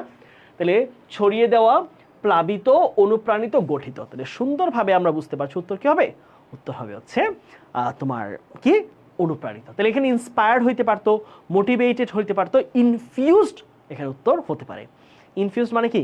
কোনো কারো দ্বারা, কারো কথার দ্বারা, কারো চিন্তার দ্বারা, কারো একটা কনসেপ্টের দ্বারা আমরা মোটিভেটেড যখন হই তখন এটাকে বলা হয় ইনফিউজড। কি বলা হয়? ইনফিউজড। ওকে তাই উত্তর পারলাম, এটা কি? ইনফিউজড। আসো তারপরে choose the most suitable title for the passage. আচ্ছা এইরকম একটা কোয়েশ্চেন কিন্তু জিএসটিতে খুব কমন। হ্যাঁ অনেক সময় এই কোয়েশ্চেনটা আসে যে একটা টাইটেল তুমি শুট করো। ওকে এখন প্রশ্ন হচ্ছে, বলো ভাইয়া মানে কি হইতে পারে? এই যে আমরা প্যাসেজটা পড়লাম, এটা টাইটেলটা কেমন হবে? দেখো এখানে কি নিয়ে বলা হয়েছে? বলা হয়েছে যে শিক্ষার যে উদ্দেশ্য এইটা পজিটিভ আমরা জানি, কিন্তু এটা সবসময় যে পজিটিভ হবে বা গুড পারপাস সার্ভ করবে তেমন হয় না। তাহলে অনেক সময় এর মধ্যে শিক্ষার মধ্যে নৈতিকতা, মানবতা, নীতি কিছু না থাকার কারণে এই শিক্ষা খারাপ হয়ে উঠছে। তাই আমাদের শিক্ষার উদ্দেশ্য কিভাবে শিক্ষা সার্ভ করবে এই ব্যাপারে আমাদের সচেতন হওয়া উচিত এবং বিবেচনা করা উচিত যে শিক্ষার কোন কোন ব্যাপারগুলো আমরা রাখবো, কোনগুলো আমরা বাদ দিব। আসো তাহলে এই প্যাসেজে কি বেনিফিটস অফ এডুকেশন শুধু কি শিক্ষার ভালো দিক বলা হয়েছে, শুধু শিক্ষার সুবিধা না, এখানে বলা হয়েছে বিলিয়ন বিলিয়ন শিশুকে মারা হয়েছে, করাপশন করা হয়েছে, হ্যাঁ স্ক্যাম করা হয়েছে, কারা করছে? শিক্ষিত মানুষরা করছে। তার মানে শুধু বেনিফিট দিলে এই অর্থটা মিলাচ্ছে না। ব্যাড ইফেক্ট, শুধুই কি ব্যাড ইফেক্ট বলছে? না, শুধু ব্যাড ইফেক্ট তো বলে নাই, বলেছে না শিক্ষা আমাদেরকে পাওয়ার দেয়, আমাদের স্কিলস দেয়, নলেজ দেয়। তাহলে শুধুই যদি ব্যাড বলতো তাহলে এই পজিটিভ দিকগুলো কোথেকে এলো? তাহলে ব্যাড আর গুড দুইটাই এককভাবে উত্তর হওয়া পসিবল না। এরপরে আসো, রিকনসিডারিং দ্য অবজেক্টিভস অফ এডুকেশন, শিক্ষার উদ্দেশ্যটা আবার পুনর্বিবেচনা করা, যে কোনটা ভালো কোনটা খারাপ, কোনটা করা যাবে কোনটা করা যাবে না, পুনর্বিবেচনা করা, এটা কিন্তু উত্তর হতে পারে। পরেরটা দেখে আমরা মিলাই, importance of education for human beings. দেখো এইখানে কিন্তু শুধু ইম্পর্টেন্স নিয়ে বলা হয় না, এটার যে ডিমেরিটস আছে, এটার যে খারাপ দিকগুলো আছে সেগুলো তো বলা হয়েছে। তার মানে এখানে ইম্পর্টেন্সটা কিন্তু গুরুত্ব পায় নাই। তাহলে আমরা যদি বেস্ট কোন একটা টাইটেল দিতে হয় তাহলে কোনটা দিব? রিকনসিডারিং দ্য অবজেক্টিভস অফ এডুকেশন। এই প্যাসেজটায় বোঝানো হয়েছে যে শিক্ষার যেই উদ্দেশ্য, শিক্ষার যেই লক্ষ্য, শিক্ষার যেই চাওয়া পাওয়া প্রত্যাশা, সেটা পুনর্বিবেচনা করতে হবে। শিক্ষা কি ভালো করছে না খারাপ করছে, শিক্ষা কি ভালো কাজে লাগতেছে না খারাপ কাজে লাগতেছে, এটার পুনর্বিবেচনা করতে বলা হয়েছে। বুঝেছ ছোট বন্ধুরা? আমার মনে হয় ক্লিয়ার। হ্যাঁ হ্যাঁ, আমরা পড়াশোনার দিকে থাকবো। হ্যাঁ, আমি প্রত্যাশা করব তোমরা পড়াশোনার দিকে কমেন্টগুলো করবা। এটা এই কারণে যে তোমরা জানো মানিক ভাই একটু ডিফারেন্ট মানুষ, আর ডিফারেন্ট এই অর্থে যে আমি পড়াশোনার সময় ক্লাসের মধ্যে আসলে তোমরা যখন এই অপ্রয়োজনীয় কথা বলো তা অন্যের ক্ষতির কারণ হয়ে দাঁড়ায়, অনেকের মনোযোগ নষ্ট হয়, এটা আমি চাই না। আর কমেন্ট অনেক বেশি হোক সেটা আমার প্রত্যাশা না, তোমরা ক্লাস করো, তোমরা ক্লাস করে উপকৃত হও, তোমরা শেখো, তোমাদের লাইফকে গড়ে তোলো, তোমাদের জীবন গড়ে তোলো, তোমাদের বাবা মায়ের কাজে লাগো, সেটাই চাই। কমেন্ট অনেক বেশি হতে হবে সেটাও আমার প্রত্যাশা না, আবার ক্লাসে এসে তোমরা অপ্রাসঙ্গিক কথাবার্তা বলবা, নিজেরা আড্ডা দিবা, সেটাও প্রত্যাশিত না। তোমরা জানো মানিক ভাই এইরকমই মানুষ, তাই না? সো সেটা একটু বজায় রাখার চেষ্টা করবা। ভাইয়া তোমাদেরকে অনেক পছন্দ করি, তোমরা যেন আমার অপছন্দ না হয়ে যাও, ঠিক আছে? আসো তারপর আসো ভাইয়া। ওকে, পরের question, according to the passage which of the statements is false, বলেছে কোন স্টেটমেন্টটা ভুল এখানে। হ্যাঁ, তাহলে এই যে আমরা প্যাসেজ যা পড়লাম সে অনুযায়ী কোন কথাটা ভুল, কোনটা আসলে ভুল, যেটা আসলে যাচ্ছে না প্যাসেজের সাথে, একটু দেখো, পড়ি আমরা। The educated people have always done heinous acts. Heinous মানে হচ্ছে জঘন্য, মারাত্মক জঘন্য। হ্যাঁ, জঘন্য। তাহলে এটা কি সত্য কথা?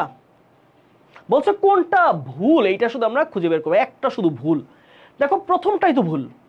বলছে যে the educated people have always done heinous acts, মানে শিক্ষিত মানুষরা সব সময় জঘন্য কাজ করছে। এটা তো প্রথমেই মিথ্যা কথা বললো না। শিক্ষিত মানুষ অনেক কিছু করছে, এই যে কম্পিউটার আবিষ্কার, স্মার্টফোন আবিষ্কার, কলমের আবিষ্কার, শিক্ষিত মানুষরাই তো করছে। তার মানে প্রথম কথাটাতেই কিন্তু ভুল আছে। আমি তারপর বাকিগুলো একটু মিলাই। দেখো, education effects us in the way we intend to use it. আমরা শিক্ষাকে কিভাবে ব্যবহার করতে চাই, আমাদের এই চাওয়ার উপরেই শিক্ষা প্রভাবিত হয়। হ্যাঁ, সত্য কথা। আমরা যদি চাই শিক্ষিত হয়ে ভালো কাজ করব, ভালো কাজ করতে পারি, সমাজের কাজে লাগতে পারি। আবার যদি মনে হয় না আমি আসলে খারাপ কাজ করব, সমাজ থেকে অনেক দুর্নীতি করব, ঘুষ করব, পাওয়ার পলিটিক্স করব, তাহলে সেটাও কিন্তু করা যায়। এটা কথা সত্য যে আমরা যেভাবে ইন্টেন্ড করি, যেভাবে চিন্তা করি, যেভাবে ভাবি, সেটার উপর কিন্তু ডিপেন্ড করে। True education can guarantee ennoblement of our minds. হ্যাঁ, সত্যি কথা। প্রকৃত শিক্ষা, প্রকৃত শিক্ষা মানে একদম যথার্থ শিক্ষা, যেখানে মোরালিটি আছে, অনেস্টি আছে, সেই শিক্ষা আমাদের মনের, আমাদের হৃদয়ের মহত্বকে নিশ্চিত করতে পারে। কথা সত্য। Ethics and humanity are important catalyst using education for noble purposes.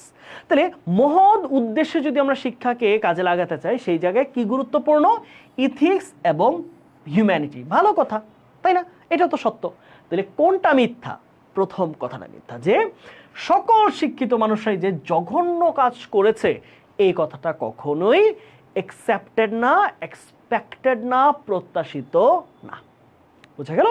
তাহলে আমরা কিন্তু খেয়াল রাখতে হবে, আমরা যখন প্যাসেজ পড়বো তখন এভাবেই উত্তর করব। হ্যাঁ, এইভাবে অ্যান্সার করতে হবে যে আমরা প্রশ্ন যেন বুঝি। বলেছে উইচ স্টেটমেন্টস ইজ ফলস, কোন কথাটা ভুল বলা হয়েছে, যেটা সঠিক না, এটা রং একটা কনসেপ্ট। কোনটা? প্রথমটা, যে পৃথিবীর সকল শিক্ষিত মানুষই জঘন্য কাজ করেছে, এই কথাটা কোনোভাবেই সঠিক হতে পারে না। ওকে, তারপরে আসো, এইবার আসলে আমি একটু ভোকাবুলারিতে একটু ফোকাস করবো, একটু শব্দের অর্থ শিখতে হবে আমাদের। গুচ্ছে ভোকাবুলারি থেকে প্রশ্ন আসে। কি বলছে দেখো, this passage encourages us to dash the existing education system. Existing মানে হচ্ছে বর্তমানে প্রচলিত, বর্তমানে প্রচলিত। আচ্ছা, বলেছে যে দিস প্যাসেজ এনকারেজেস, এই প্যাসেজ আমাদেরকে মোটিভেট করছে, আমাদেরকে বোঝাচ্ছে টু ড্যাশ, কিছু একটা করতে, দ্য এক্সিস্টিং এডুকেশন সিস্টেম, বর্তমানে প্রচলিত যে শিক্ষা ব্যবস্থা আছে সেটাকে কি করতে আমাদের বোঝাচ্ছে এই প্যাসেজটা, কি করার পরামর্শ দিচ্ছে। ডিসকার্ড, সেটা বাতিল করে দেওয়া, পড়াশোনা সিস্টেমটা বাতিল করে দেওয়া। ফলো, এই এই এই যেই প্রসেসটা এখন চলতেছে ভালো খারাপ সব কিছুই সেটাই ফলো করে যাওয়া। রিক্যাস্ট মানে পুনর্বিবেচনা করা, নাকি প্রমোট আর এটাকে উন্নীত করা, কোনটা হবে ভাবো। প্যাসেজে বলছে না, আমরা একটা প্রশ্ন পাইছিলাম না যে রিকনসিডার করা, রিকনসিডার পুনর্বিবেচনা। তাহলে আমরা রিক্যাস্ট শব্দের অর্থ কি? রিক্যাস্ট শব্দ অর্থ হচ্ছে পুনর্বিবেচনা, পুনর্বিবেচনা। তার মানে পড়াশোনা করে আমরা আসলে যে জ্ঞান অর্জন করব সেটা কি ভালো কাজে ব্যবহার করব নাকি খারাপ কাজে ব্যবহার করব, সেইটা পুনর্বিবেচনা করতে হবে। দেখো এখানে অনেকে মনে করছে ভাইয়া প্রমোট মানে কি উন্নত করা কিনা, না, উন্নত না। প্রমোট মানে উন্নত বোঝাচ্ছে না, প্রমোট মানে হচ্ছে সেটাকে তুমি বলা, বেশি বেশি প্রচার করা, এখানে প্রচার বুঝাইছে। এখানে প্রমোট মানে কি? প্রচার। এখন আমাদের বর্তমান শিক্ষার যে অবস্থা সেটা দিয়ে তো অনেকে ভালো করে, অনেকে দুর্নীতি করে, অনেকে গুণখুমো করে, অনেকে টাকা পয়সা আত্মসাৎ করে, তো সেটাকে কি তুমি প্রচার করবা? এই যে বর্তমান শিক্ষা যেটার মধ্যে হিউম্যানিটি নাই, মোরালিটি নাই, ইথিক্স নাই, এটাকে কি প্রচার করা যাবে? প্যাসেজ কি বুঝাইছে এটাকে আমি প্রচার করি? না, প্যাসেজে বুঝাইছে যে শিক্ষার ভালো দিকগুলোকে রেখে খারাপ দিকগুলোকে আমরা বিবেচনা করতে হবে, যে এটা বাদ দিতে হবে, এই ইমোরালিটি, ইনোবেলিটি থাকা যাবে না। তাহলে এটি ডিসকার্ড মানে কি পাচ্ছি আমরা? বাতিল করা, বাতিল করা। তারপর হচ্ছে ফলো মানে কি? মানে হচ্ছে অনুসরণ করা, অনুসরণ করা। ঠিক আছে, কোনটা হবে বলো তো ভাইয়া? মানে হচ্ছে পুনর্বিবেচনা। এখন বর্তমান পড়াশোনার যে অবস্থা আছে এটাকে পুনরায় বিবেচনা করতে হবে। রিক্যাস্টের একটা সিনোনিম কি হবে? Reconsider, reconsider. একটু লিখে রাখো সবাই, রিকনসিডার। তাহলে রিক্যাস্ট অথবা রিকনসিডার অর্থ হচ্ছে পুনরায় বিবেচনা করতে হবে। পড়াশোনার মধ্যে আমরা কীরকম পরিবর্তন আনবো, এই শিক্ষা বা এই পাওয়ার আসলে মানব জাতির ক্ষতির কারণ হয়ে দাঁড়াচ্ছে কিনা, মানুষকে কষ্ট দিচ্ছে কিনা, মানুষের অর্জিত অর্থকে নষ্ট করছে কিনা, সেটাকে পুনরায় বিবেচনা করতে হবে। আসো ভাইয়া তারপরে কোয়েশ্চেন। হ্যাঁ চলো, মজার একটা প্রশ্ন, বড় প্রশ্ন, খেয়াল করো।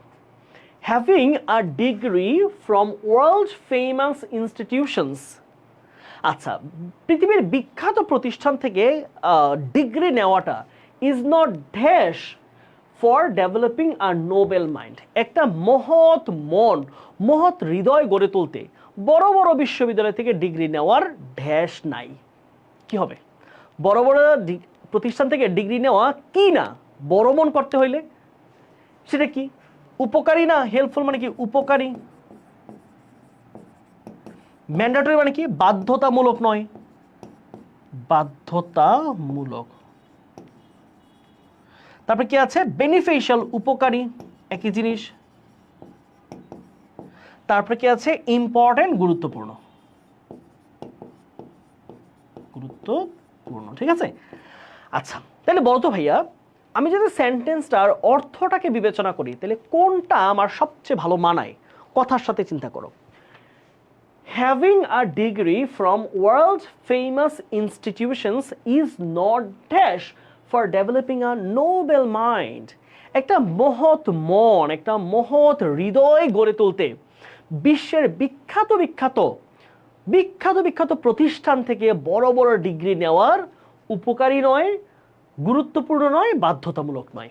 কোনটা হবে বলো? এটা কিন্তু শব্দের অর্থ দিকে বিবেচনা করা উচিত। এটা বি। অনেকে বলছে রাইট, এই তো মাশাআল্লাহ। আরে তোমরা তো সবাই পারো তো, মাশাআল্লাহ মাশাআল্লাহ মাশাআল্লাহ। আল্লাহ তোমাদের পড়াশোনায় বরকত দিক। Mandatory, right?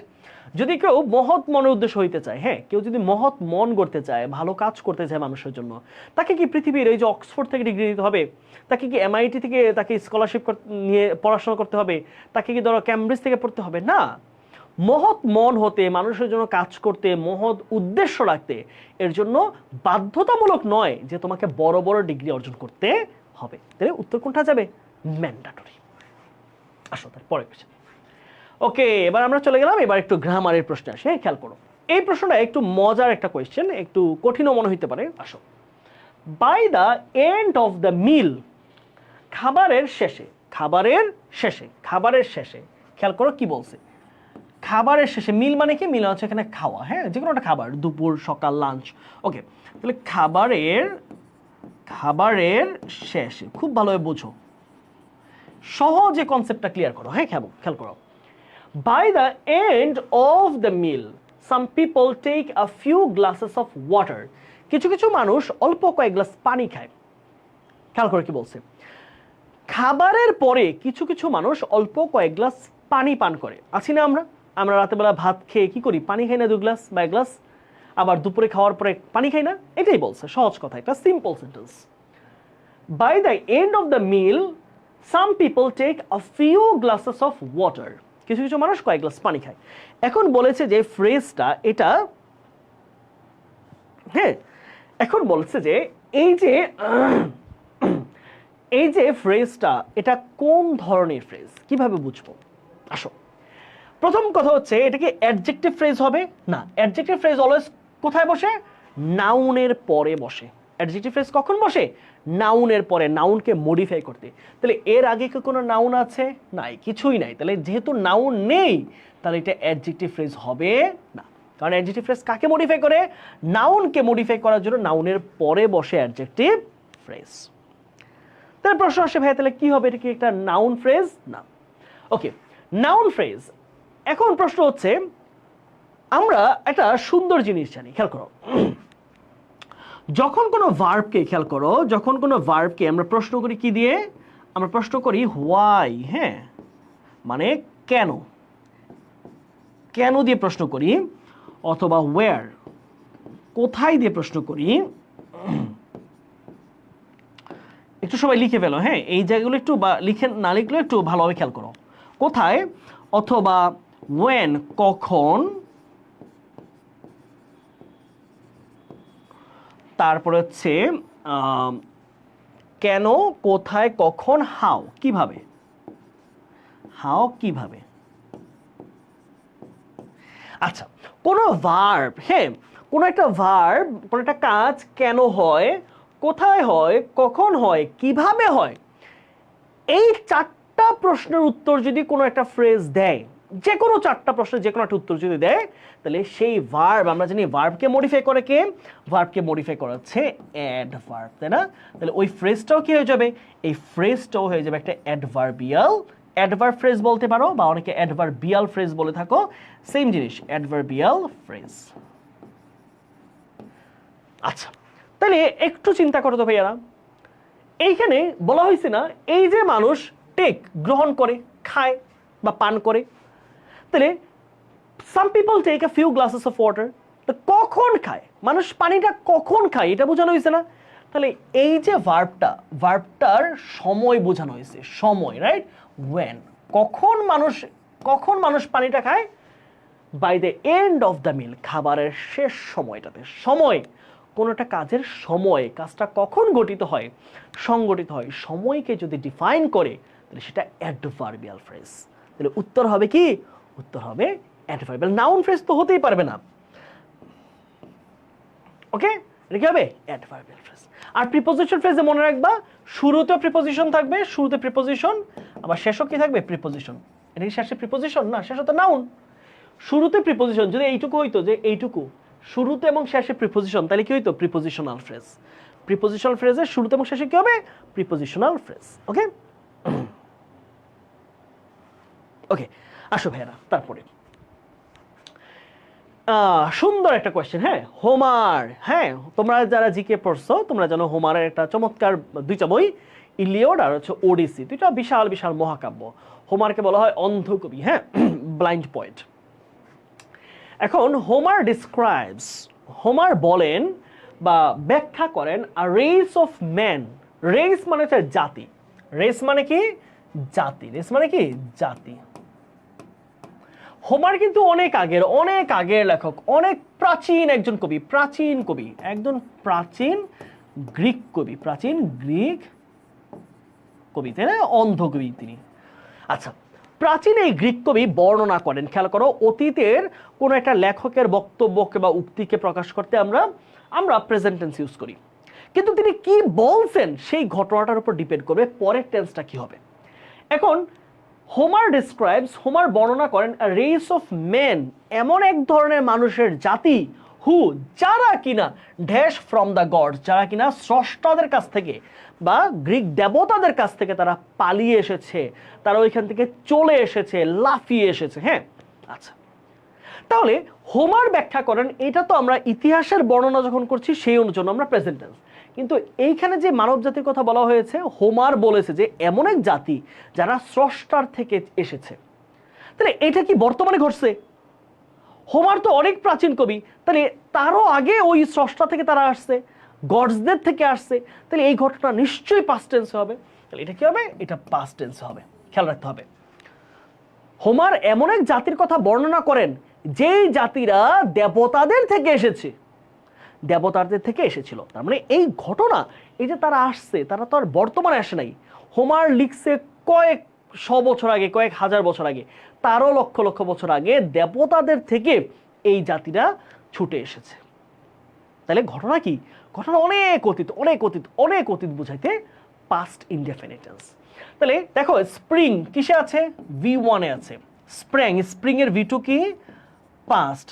হ্যাভ স্প্রিং, এটা প্রেজেন্ট টেন্স, এটা কি প্রেজেন্ট পারফেক্ট, এবং ওয়াজ স্প্রাং এটা হয়ে গেছে প্যাসিভ। এখন মানব জাতি যে তারা তো নিজেরাই আসছে, নিজেরাই তো একটা কাজ করেছে নাকি, তাহলে প্যাসিভ হওয়ার তো দরকার নেই। যেই বাক্যে সাবজেক্ট নিজে কাজ করে না সেটা প্যাসিভ।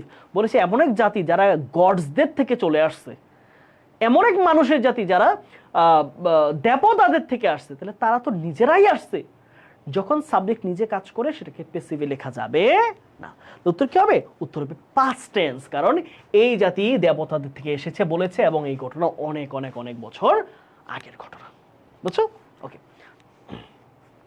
আর খেয়াল করবা ইতিহাসের বর্ণনা বলতে, হ্যাঁ, ইতিহাসের বর্ণনা যদি বলে তাহলে কিন্তু প্রেজেন্ট টেন্স হতে পারে। হ্যাঁ, আসো, ইট ওয়াজ 10 to 12, 12টা বাজার মাত্র 10 মিনিট বাকি। হ্যাঁ, এখন কোন টেন্সে আছে খেয়াল করো, ওয়াজ মানে কি? Past tense. Okay, past indefinite. এর পরের ক্লাসটা বেশ important, very very important question. হ্যাঁ, খেয়াল রাখো, এই কোয়েশ্চেনটা, এটা একটা 5 স্টার কোয়েশ্চেন, এইটা পরীক্ষা আসার সম্ভাবনা অনেক অনেক অনেক অনেক বেশি। একটু লিখে রাখ সবাই। আমি কিন্তু তোমাদের ঢাকা ভার্সিটি আগে বলেছিলাম কোন কোন টপিক থেকে প্রশ্ন আসবে, কি কি টাইপের, এবং সেই রকম প্রশ্নগুলো কিন্তু আসছে। এবার আসো, ইট ওয়াজ 10 to 12, অতীতের ঘটনা। হ্যাঁ, অতীতের ঘটে গেছে এমন কিছু। 12টা বাজে 10 মিনিট।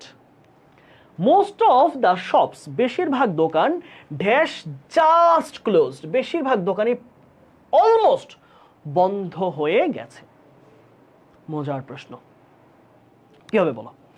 আমরা জানি জাস্ট, হ্যাঁ খেয়াল করো, জাস্ট অথবা জাস্ট নাও বা জাস্ট শব্দটাই ধরো, জাস্ট শব্দকে আমরা দুইটা টেন্সে বিভক্ত করি। একটা হচ্ছে আমরা এটাকে প্রেজেন্ট পারফেক্ট ইউজ করতে পারি, প্রেজেন্ট পারফেক্ট, অথবা এটাকে আমরা পাস্ট পারফেক্ট টেন্স ইউজ করতে পারি, পাস্ট পারফেক্ট। হ্যাঁ, প্রশ্ন হচ্ছে কখন প্রেজেন্ট পারফেক্ট, কখন পাস্ট পারফেক্ট?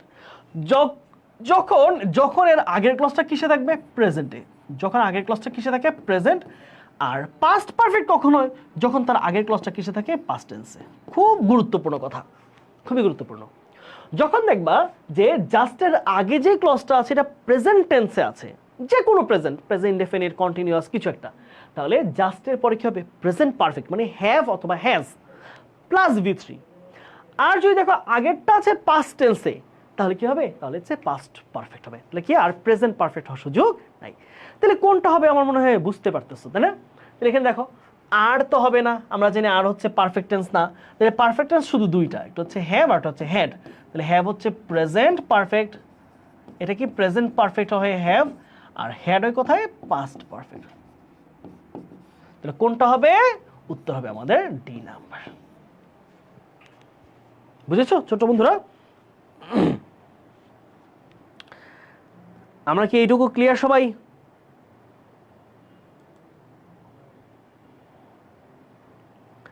এই সবাই কমেন্ট করো, বুঝছো ভাইয়া যা পড়াইলাম? ভাইয়া যা পড়ালাম সেটা কি তোমরা বুঝেছো ছোট্ট বন্ধুরা?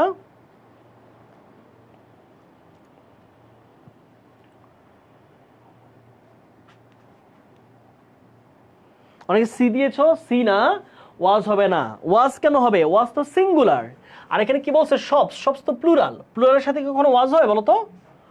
প্লুরালে কি কখনো ওয়াজ হয় না? প্লুরালে তো ওয়াজ হয় না, ওয়াজ হয় সিঙ্গুলারে। হ্যাঁ, তো উত্তর কোনটা হবে? উত্তর হচ্ছে আমাদের হ্যাড হবে, পাস্ট টেন্স। তারপর আসো, she dash washed the plates in the kitchen leaving her study। বেশ মজার কোয়েশ্চেন। হ্যাঁ, দেখো এটা একটা modal verb, semi modal verb. আমরা জানি নিড কি বলো তো ভাইয়া? নিড, ডেয়ার, এগুলো কি? এগুলো হচ্ছে মোডাল, রাইট? এগুলো কি? Modal verb. এগুলোর পরে প্যাটার্ন কি? নিড অথবা ডেয়ার, এগুলোর পরে হচ্ছে ভার্বের বেস ফর্ম হয়। ভার্বের কি ফর্ম? Base form. তাহলে তুমি অনেকে বললা যে ভাইয়া আমরা এখানে তো সাবজেক্ট আছে কি শি। এখন তুমি যখন শিকে তুমি মোডাল ভার্ব ইউজ করবে শি এর পরে, আমরা কি মোডালে কি কখনো ক্যানকে ক্যান্স করি? She cans. মেকে কি মেস করা যায়? শুটকে কি শুটস করা যায়? মাস্টকে কি মাস্টেস করা যায়? বলো, তোমরা বলো, তোমরা নিজেরা বলো, ভাই কিচ্ছু বলবো না। মোডাল ভার্বের সাথে কি এস বাই এস যুক্ত হয় কখনো? সাবজেক্ট যেই হোক না কেন? না। মোডাল ভার্বের সাথে এস বাই এস যুক্ত হয় না। তাহলে she needs dash wash the plates. আচ্ছা, তাহলে খেয়াল করে কি বলছে? বলছে লিভিং হার স্টাডি, তার পড়াশোনা বাদ দিয়ে কিচেনে তার থালা বাসন মাজা উচিত না বা দরকার নেই। দরকার নেই নাকি দরকার আছে? হ্যাঁ, তাহলে কি দিবা? Need not to. আচ্ছা, টু লাগবে কি? না, টু লাগবে না। মানে টু এর মানে সরাসরি ভার্বের বেস ফর্ম হয়, সো টু এর দরকার নেই। তাহলে কি হবে? Need not. তাহলে শি নিড নট। অনেকে তোমরা এখানে উত্তর দিবা নিডস। না ভাইয়ারা, না, এখানে আচ্ছা নিড নট টু ওয়াশ, না ভাইয়া, নিড নট। খেয়াল করো, খুব ভালো বুঝাই দিই তোমাকে আরেকবার। যদি অ্যাফার্মেটিভ হয় নিড বা ডেয়ারের পরে সরাসরি ভার্বের বেস ফর্ম, অথবা যদি নেগেটিভ হয় তাহলে কি করবা? নিড অথবা ডেয়ারের সাথে কি যুক্ত করবা? একটা নট যুক্ত করবা। নট, তারপরে ভার্বের বেস ফর্ম। এখানে কোনো টু এর কোনো জায়গা নাই, হয় এইটা না হয় এইটা, দুইটার একটা। মনে রাখো সবাই। অ্যাফার্মেটিভে কি হবে? নিড বা ডেয়ারের পর সরাসরি ভার্বের বেস ফর্ম। আর নেগেটিভ যদি করতে হয় নিড নট বা ডেয়ার নট প্লাস ভার্বের বেস ফর্ম। টু এর এখানে কোনো রকম স্থান নেই। নিড নট অথবা ডেয়ার নট, নিড নট অথবা ডেয়ার নট। হ্যাঁ, নিড নট অথবা ডেয়ার নট। আসো, তাহলে নট টু কি লাগবে? টু এর কোনো অবস্থানই নাই। হ্যাঁ, নিডের সাথে টু কোনোভাবেই বসবে না। সো অপশন একটাই, সে হচ্ছে নিড নট। নিডস নট কিন্তু দিও না, ডেয়ার্স নট দিও না কখনো। নিডস নট, ডেয়ার্স নট এগুলো কিন্তু দেওয়া যাবে না। অনেকে বলছে দরকার আছে। পড়াশোনা ফালায় থালা বাসন মাজার দরকার আছে? টু এর পরে ভার্বের বেস ফর্ম হয়। হ্যাঁ সানজিদা, এটা বুঝলাম। টু এর পরে ভার্বের বেস ফর্ম হয়, বুঝলাম। কিন্তু কথা হচ্ছে নেগেটিভ করতে তো আমার টু লাগতেছে না। নিড বা ডেয়ারকে নেগেটিভ করতে টু লাগে? লাগে না। ক্যানের পরে কি আমরা সরাসরি ভার্বের বেস ফর্ম বসাইতে পারি? টু তো লাগে না, তাই না? স্ট্রাকচারালি তো লাগছে না। তো তুমি যখন মোডাল ভার্ব তৈরি করো যে I can not do that, আমরা কি লিখি I can not to do that? I will not go to market, আমি বলি না I will not to go to মার্কেটকে বলি না। তার মানে তখন বেস ফর্মটা প্যাটার্নের মধ্যেই ঢুকে যায়, যে সেন্টেন্সের স্ট্রাকচারে বেস ফর্মটা লিখতে পারি, আলাদা করে টু এর দরকার হয় না। সঞ্জিতা বুঝছো ভাইয়া? সঞ্জিতা আমার কথা বুঝতে পারছো? সঞ্জিতা, তুমি একটা স্যাড ট্রিক দিছো কেন সঞ্জিতা বলো তো? আমি কি বুঝাইলাম? আমরা যখন লিখি, ধরো আমরা যখন লিখি যে I can not solve the problem, I can not বা আই মে নট বললাম, ধরো I may not solve the question, ধরো আমি বললাম। আচ্ছা, এই সেন্টেন্সটার সাথে দ্বিতীয় একটা সেন্টেন্স তুমি একটু কম্পেয়ার করো, যে I may not to solve the question. কোনটা রাইট বলো? এখন আমি যখন এই দুইটা প্রশ্ন লিখতেছি, দেখো তুমি বলতেছো ভাইয়া দুইটাই তো রাইট হইতে পারে, যে টু এর পরে ভার্বে বেস ফর্ম, কিন্তু প্রশ্ন হচ্ছে আমরা তো নটের পরে সরাসরি ভার্বে বেস ফর্ম লিখতে পারি, আমার তো টুটা দরকার নাই, ইভেন টু তো স্ট্রাকচারালি সঠিক না, এই টুটা তো এই নটের সাথে টু তো স্ট্রাকচারালি যায় না, হ্যাঁ, তাই এটাই আসলে সঠিক। তাহলে নটের পর সরাসরি ভার্বে বেস ফর্ম বসতে পারে মোডালের ক্ষেত্রে। বুঝছো সঞ্জিত, আমার কথা ক্লিয়ার? ওকে, জি ভাই বুঝেছি, ওকে ফাইন। চলো আমরা পরের কোশ্চেন আসি। উত্তর আমরা মনে হয় আমরা পেরেছি এটা, রাইট? ওকে, আসো তারপরে কোশ্চেন। এইবার আসো আমরা কন্ডিশনাল সেন্টেন্স থেকে একটা প্রশ্ন পাবো। হ্যাঁ, কন্ডিশনাল থেকে চলো কি বলছে। If Kalpana Chawla had not dash ardent desire মানে একদম কঠিন প্রকট ইচ্ছা শক্তি যদি তার মধ্যে না থাকতো, তার মধ্যে যদি ইচ্ছা শক্তি না থাকতো, ওকে বলো, না থাকতো, she would not have become an astronaut. খুবই চমৎকার একটা কোয়েশ্চেন। কোন কন্ডিশনে আছে সেটা আগে বোঝার চেষ্টা করো। কোন কন্ডিশনে আছে? এইটা কন্ডিশন হচ্ছে উড নট হ্যাভ। হ্যাঁ, আচ্ছা দেখো আমরা দেখছি কি উড নট হ্যাভ বিকাম, খুবই খুবই চমৎকার কোয়েশ্চেন। বিকাম আমরা জানি কোন ধরনের কন্ডিশনের আমাদের ইফেক্ট পার্টটা বা রেজাল্ট পার্টটা যেটা আছে কনসিকোয়েন্স, সেখানে উড নট বা কুড নট হ্যাভ প্লাস ভি3 বসে। Third condition, right? থার্ড, এটা কোন কন্ডিশন আছে? এইটুকু দেখেই বোঝা যাচ্ছে এটা কিসে আছে। এটা আছে থার্ড কন্ডিশন। কিসে আছে? Third condition. Third condition. প্রশ্ন হচ্ছে ভাইয়া থার্ড কন্ডিশন হলে আমার এই পার্টটা পূরণ করতে হবে, তাহলে থার্ড কন্ডিশনে আমাদের যে কন্ডিশন পার্টটা কিরকম হয়? কন্ডিশন পার্টটা হয় কি, ইফের পর কি হয় আমাদের হ্যাড, মানে ইফের পর সাবজেক্ট থাকবে হ্যাড প্লাস ভি3, হ্যাড প্লাস ভি3। ওকে, বুঝছো? হ্যাড প্লাস ভি3 মানে পাস্ট পারফেক্ট টেন্স। তাহলে পাস্ট পারফেক্ট, এখন দেখো হ্যাড আমার আছে, তাহলে এখানে কি লাগবে? একটা ভি3 লাগবে। তো এই চারটার মধ্যে কোনটা ভি3 বলো? পাস্ট পারফেক্ট কোনটা? এই হ্যাভেজ আমরা জানি কি দুইটা হচ্ছে ভি1, এই দুইটা কি ভি1। হ্যাভ হ্যাজ এর ভি2 এবং ভি3 এবং ভি3 দুইটাই হচ্ছে হ্যাড। তাহলে এটা কিন্তু নেওয়া যায়, কারণ হ্যাড ভি2ও হতে পারে ভি3ও হতে পারে, বাট হ্যাভ কিন্তু না। তাহলে একটাই অপশন, উত্তর কোনটা? উত্তর হচ্ছে হ্যাড। হ্যাঁ, পারছো এটা? হ্যাঁ, এটা সহজ কোয়েশ্চেন, সবাই পারছে, রাইট? এটা সবাই পারছে। হ্যাঁ, এটা সহজ কোয়েশ্চেন পড়ে গেছে না, কমন পড়ছে, রাইট? ওকে, তাহলে আমরা খেয়াল রাখবো যে আমরা যখন থার্ড কন্ডিশন করব তখন হ্যাডের পরে কি হবে? পাস্ট পার্টিসিপল, আর পরের ক্লজটায় উড অথবা কুড অথবা মাইটের পরে হ্যাভ প্লাস ভি3। দেখো হ্যাভ বিকাম, তাহলে কি হবে? হচ্ছে পাস্ট পার্টিসিপল লাগবে। তাহলে হ্যাভ, হ্যাজ, হ্যাভ তিনটাই হচ্ছে প্রেজেন্ট টেন্স। তাহলে একটাই আছে আমাদের কি হ্যাড। হ্যাড ভি2ও হতে পারে ভি3ও হতে পারে, আমি 3 হিসেবে ইউজ করলাম, কোনো সমস্যা নাই, তাই না? সুন্দর কোয়েশ্চেন, সহজ। আসো তারপরে সাবজাংটিভ থেকে কোয়েশ্চেন আসছে, সবাই পারার কথা। সাবজাংটিভস আমি ফাইনাল ফাইটে পড়াইছি, প্রাইভেট ক্লাসে পড়াইছি, অনেকবার পড়াইছি, একদম কমন জিনিস। Hriday suggested that his brother dash hard work to get a good job. Hriday তার ভাইকে পরামর্শ দিল যে পড়াশোনা করার জন্য, মানে ভালো চাকরি পাওয়ার জন্য তাকে কঠোর পড়াশোনা করতে হবে বা পরিশ্রম করতে হবে। খেয়াল করো, এই যে সাজেস্ট, এই ভার্বটাকে আমরা কি বলি? আমরা এটাকে বলেছি সাবজাংটিভ ভার্ব। Subjunctive verb. হ্যাঁ, আরও আছে এরকম, ধরো এখানে হতে পারে আস্ক, হতে পারে আস্ক, হ্যাঁ, তারপর হচ্ছে অ্যাডভাইস, তারপর আছে হচ্ছে ধরো প্রেফার, সাজেস্ট, হ্যাঁ, আরও এরকম অনেকগুলো ওয়ার্ড আছে। তাহলে এই শব্দগুলোকে আমরা কি বলি? হ্যাঁ, এগুলোকে আমরা বলি হচ্ছে সাবজাংটিভ ওয়ার্ড। সাবজাংটিভ ওয়ার্ডের পরের প্যাটার্নটা কি খেয়াল করো তো?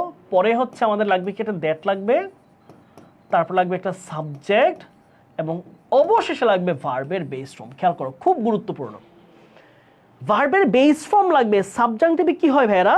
ভার্বের বেস, ভার্বের সাথে এস, ইএস, আইএনজি, ভি2, ভি3 কিচ্ছু না। সাবজাংটিভে কি হবে? অলওয়েজ ভার্বের বেস ফর্ম। সাবজাংটিভ অলওয়েজ কি হবে? ভার্বের বেস। সবাই মনে রাখো ভাইয়া, সাবজাংটিভে কি হয় আমাদের? ভার্বের বেস ফর্ম। এখানে থার্ড পারসন সিঙ্গুলার থাকুক, ফার্স্ট পারসন থাকুক, যে কোনো পারসন থাকুক না কেন, এখানে কোনোভাবেই ভার্বের সাথে এস, ইএস, আইএনজি ইউজ করা যাবে না। তাহলে সাবজাংটিভে আমার অপশন কোনটা আছে? দেখো এই যে এটা ভি2, এটা কি টু ওয়ার্ক ইনফিনিটিভ, এটা হয়ে গেছে এস যুক্ত হয়ে গেছে ভি1। তাহলে উত্তর হবে কোনটা? উত্তর একমাত্র ভার্বের বেস ফর্ম কোনটা? বেস ফর্ম হচ্ছে আমাদের ওয়ার্ক। একমাত্র ভার্বের বেস ফর্ম কি আছে? হচ্ছে ওয়ার্ক। ওকে, এটা ইম্পর্টেন্ট। হ্যাঁ, গুচ্ছের জন্য এই কোশ্চেনটা ইম্পর্টেন্ট। গুচ্ছে এইটা থেকে প্রায় কোশ্চেন আসে, প্রতি বছর আসে। Choose the antonym of healthy. মজার কোশ্চেন, হেলদি। হ্যাঁ, হেলদি মানে কি পাচ্ছি আমরা? স্বাস্থ্যকর, তাই না? স্বাস্থ্যকর। তাহলে স্বাস্থ্যকর শব্দটা কি চেয়েছে? বিপরীত শব্দ চেয়েছে। হ্যাঁ, বিপরীত শব্দ আমার কি চেয়েছে? বিপরীত, মানে অস্বাস্থ্যকর হবে। হ্যাঁ, স্বাস্থ্যকর না এমন কিছু। দেখো, স্যালুব্রিয়াস অর্থ হচ্ছে স্বাস্থ্যকর। অর্থ কি? স্বাস্থ্যকর বা স্বাস্থ্যকর। স্যালুটারি, স্বাস্থ্য বর্ধক। হ্যাঁ, আমরা কি বলি এটাকে? স্বাস্থ্যবর্ধক, মানে স্বাস্থ্যের উন্নতি করে, শরীর গঠন করে, স্বাস্থ্য ভালো রাখে।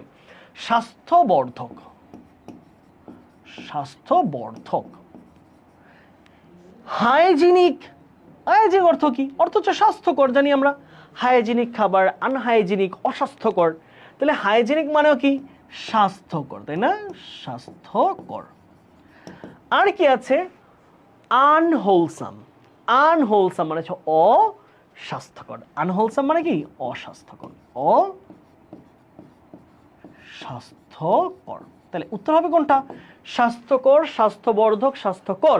তাহলে একটা উত্তরে আছে আনহোলসাম, হচ্ছে অস্বাস্থ্যকর। আনহোলসাম মানে যেই খাবারটা বা যে জিনিসটা সুন্দর পরিবেশে বানায় নাই, ভালো ইনগ্রিডিয়েন্ট দেয় নাই, সতেজ খাবার এখানে ইউজ করা হয় নাই, দ্যাট ইজ কল্ড আনহোলসাম। মানে অস্বাস্থ্যকর পরিবেশ অথবা অস্বাস্থ্যকর খাবার বা অস্বাস্থ্যকর যে কোনো জিনিস, আনহোলসাম। কোনটা হবে? আনহোলসাম। তারপর the question is how he will respond. এটাকে তোমরা সবাই 5 স্টার কোয়েশ্চেন দিয়ে রাখো। এটা একটা 5 স্টার পাওয়ার মতো কোয়েশ্চেন। চলো খেয়াল করো, এই কোয়েশ্চেনটার অ্যান্সার করার আগে আমরা একটু বিবেচনা করি, প্রশ্নটা একটু চিন্তা করো। The question is how he will respond. এটাই আমাদের প্রশ্ন। প্রশ্ন হলো সে কিভাবে রেসপন্ড করবে, সে কিভাবে প্রতিক্রিয়া জানাবে। The underline part of the sentence is a or N. এটা একটা ক্লজ, বোঝাই যাচ্ছে, যেহেতু ভার্ব আছে। খেয়াল করো, যেহেতু আমাদের ফাইনাইট ভার্ব আছে, তাহলে এটা ক্লজ, রাইট? ক্লজ। আচ্ছা, এখন খেয়াল রাখো, কোনো ক্লজ যখন সাধারণত হাউ অথবা হোয়াট দিয়ে শুরু হয়, এইটার দুইটা সুযোগ আছে। এটা একটা অ্যাডভার্বিয়াল ক্লজ হইতে পারে, আবার এইটা একটা নাউন ক্লজ হওয়ার সমূহ সম্ভাবনা। কি? Noun clause. নাউন ক্লজ হওয়ার সমূহ সম্ভাবনা থাকে। আসো এখন আরেকটু বোঝার চেষ্টা করবো যে ভাইয়া বুঝলাম এটা নাউন ক্লজ হইতে পারে, কিন্তু নাউন ক্লজ এটা আবার কিভাবে আমি ডেফিনিট হব। আসো আমরা জানি, বলতো ভাইয়া নাউন কোথায় বসে? নাউন কিসের কাজ করে? নাউন একটা বাক্যের সাবজেক্টের জায়গায় বসতে পারে, একটা বাক্যের কমপ্লিমেন্টের জায়গায় বসতে পারে, এরপর হচ্ছে প্রিপোজিশনের বা ভার্বের কমপ্লিমেন্ট হইতে পারে বা অবজেক্ট হইতে পারে। হ্যাঁ, আসো তাহলে আমরা কি ধরলাম? কমপ্লিমেন্ট। কিসের কমপ্লিমেন্ট?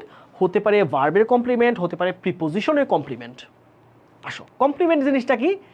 যখন সাবজেক্ট আর মানে ভার্বের পরে অবজেক্টটা যখন একই রকম হয়। বলছে দ্য কোয়েশ্চেন, এখন এই question how he will respond, এটাই তো কোয়েশ্চেন নাকি? এই যে কোয়েশ্চেন আর এই যে ক্লজটা একই জিনিস না? প্রশ্ন হলো সে কিভাবে রেসপন্ড করবে। তাহলে এই ভার্বের অবজেক্ট হচ্ছে বা কমপ্লিমেন্ট হচ্ছে এই পুরো ক্লজটা। এই অক্সিলারি ভার্বটার, বা এটা অক্সিলারি যদি এটা প্রিন্সিপাল ভার্ব, এই ভার্বটার পুরোটা হচ্ছে একটা কমপ্লিমেন্ট। এটা হচ্ছে একটা অবজেক্টের মতো কাজ করতেছে। তাহলে কমপ্লিমেন্টের জায়গায় কে বসতে পারে? নাউন বসতে পারে, এবং সে নিজে একটা ক্লজ, তাহলে কি হবে? সে একটা নাউন ক্লজ। এটা ধরে রাখেন, এটা নাউন ক্লজ। আচ্ছা, সিমিলার একটা কোশ্চেন দেখাই তোমাদেরকে। হ্যাঁ, এই প্রশ্নটাও প্রায় আসে। এটা কি? এটা হচ্ছে নাউন ক্লজ। অ্যাডজেক্টিভ হবে না, কারণ অ্যাডজেক্টিভের আগে নাউন বসে, এখানে নাউন নাই। অ্যাডভার্বিয়ালও হবে না, কারণ ভার্বকে কোনো কিছু দিয়ে প্রশ্ন করা যাচ্ছে না। প্রিপোজিশন হবে না, কারণ শুরুতে শেষে প্রিপোজিশন নাই। বোঝা যাচ্ছে? কিন্তু প্রিপোজিশন ক্লজ হলে শুরুতে শেষে প্রিপোজিশন থাকবে, এখানে কিন্তু নাই। অ্যাডজেক্টিভ ক্লজ কখন বসে? নাউনের পরে বসে, এখানে কিন্তু নাউন নাই। অ্যাডভার্বিয়াল ক্লজ কখন বসে? ভার্বকে যখন আমি হোয়াই, ওয়েন, হাউ, ওয়ার দিয়ে কোশ্চেন করব। আরেকটা সিমিলার কোয়েশ্চেন আসে, দেখো, যেমন I do not know what her name is. What her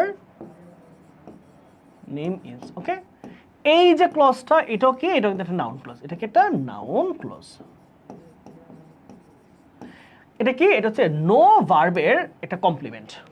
no ভার্বের কমপ্লিমেন্ট। আবার দেখো, that he is brilliant.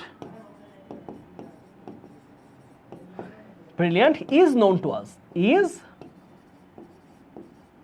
known to us. হ্যাঁ, এই যে সেন্টেন্সটার মধ্যে দেখো, দ্যাট হি ইজ ব্রিলিয়ান্ট, এটা কি? এটা হচ্ছে এই ভার্বের সাবজেক্ট। এটা কিন্তু কি? ভার্বের অবজেক্ট, ভার্বের সাবজেক্ট। এটাও কি? এটা একটা নাউন ক্লজ। লিখে রাখো একটু। হ্যাঁ, এগুলো কিন্তু কাজে লাগবে। হুবহু এই টাইপের কোশ্চেন কিন্তু পরীক্ষায় আসবে। হ্যাঁ, লিখে রাখো। ভাইয়া তোমাকে ধারণা দিয়ে দিলাম, এখান থেকে পরীক্ষার প্রশ্ন আসার জন্য ইনশাআল্লাহ তোমরা না আটকাও। আসো তারপরে, when I am online I have liberty। চলো এই প্রশ্ন উত্তর তোমরা করো দেখি। এই প্রশ্ন আমি আমি আমি পেজে দিয়েছি, পেজে এই ক্লাসটা দিয়েছি, দেখি তোমরা কারা কারা আমার ক্লাস করো, বা পেজে দেওয়া বা গ্রুপে দেওয়া ক্লাসগুলো কারা কারা করো দেখি।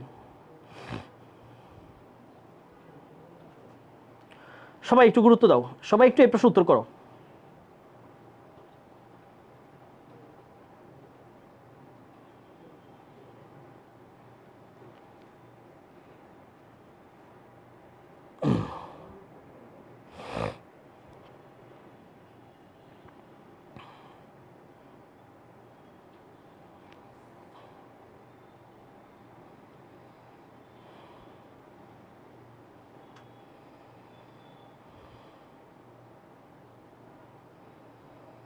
অ্যাডভার্ব, অনেকে অ্যাডভার্ব বলছো, দেখি বাকির উত্তর করো, সবাই একটু উত্তর করো, আমি যেন বুঝতে পারি যে আসলে তোমরা উত্তরগুলো করছো কিনা।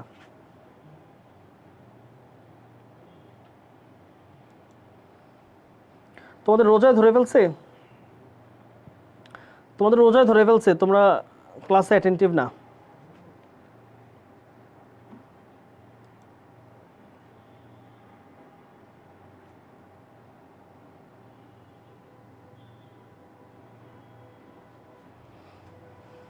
অ্যাডজেক্টিভ, ওকে, চলো আমরা একটু চিন্তা করি কি হয়। হ্যাঁ, খেয়াল করো, এখানে আমরা কয়েকটা জিনিস একটু প্যারামিটার খেয়াল রাখবো। ওয়েন আই এম অনলাইন, হ্যাঁ, যখন আমি অনলাইনে থাকি, আই হ্যাভ লিবার্টি, আমার স্বাধীনতা থাকে। খেয়াল করো, এই যে অনলাইন শব্দটার আগে যে ভার্বটা আছে সেটা খেয়াল করো, M, right?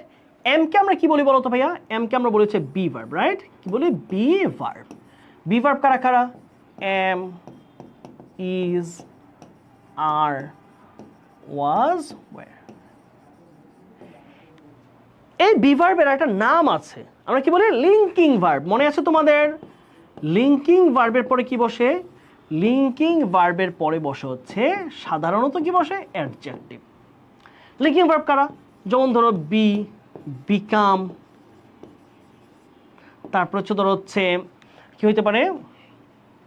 Look, seem, hear, test,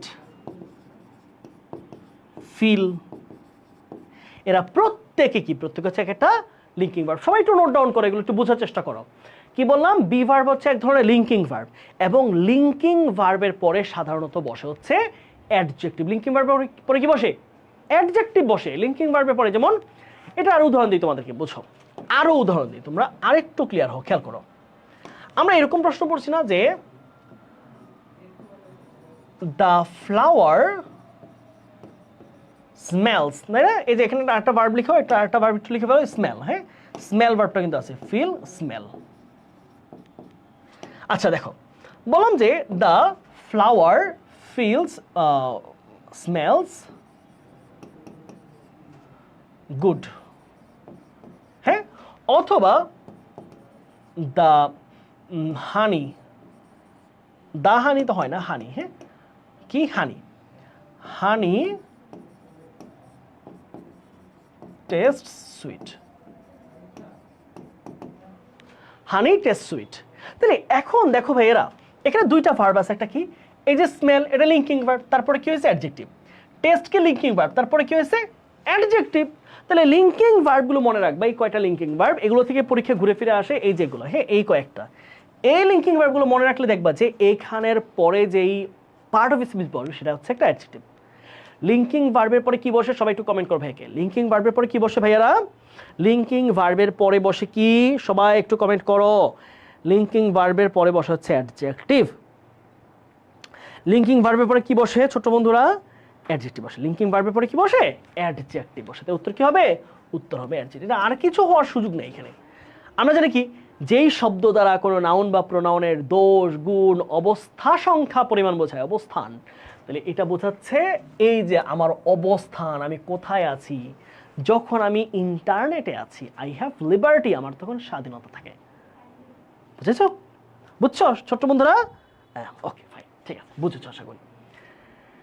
আসো, find out the incorrectly spelled word. হ্যাঁ, একদম ভুল বানান কোনটা বলো। এটিকেট, ETI QUETTE, এটিকেট না, হয়েছে না এটিকেট বানানটা, দেখো ETI QUETTE, এটিকেট, এটিকেট বানান সঠিক, কোনো সমস্যা নেই। নাইটমেয়ার, আচ্ছা আমি একটু বানানগুলো লিখি দেখি আমি পারি কিনা। ETI QUETTE, এটিকেট, মিলে গেছে, তার মানে এটা ভুল না। নাইটমেয়ার, NIGHTMARE, নাইটমেয়ার, এটা সঠিক হয়েছে। কোয়েশ্চেনার, QUESTIONNAIRE, কোয়েশ্চেনার, ঠিক আছে। Manifestation, MANIFESTATION, manifestation. তাহলে এইখানে ঝামেলা আছে, ম্যানিফেস্টেশনে MA, এখানে দেওয়া হয়েছে কি ME, তাহলে ভুল হয়েছে না, হয়েছে কি না?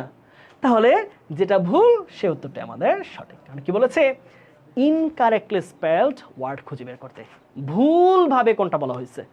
তাহলে ইনকারেক্ট কোনটা, ম্যানিফেস্টেশন।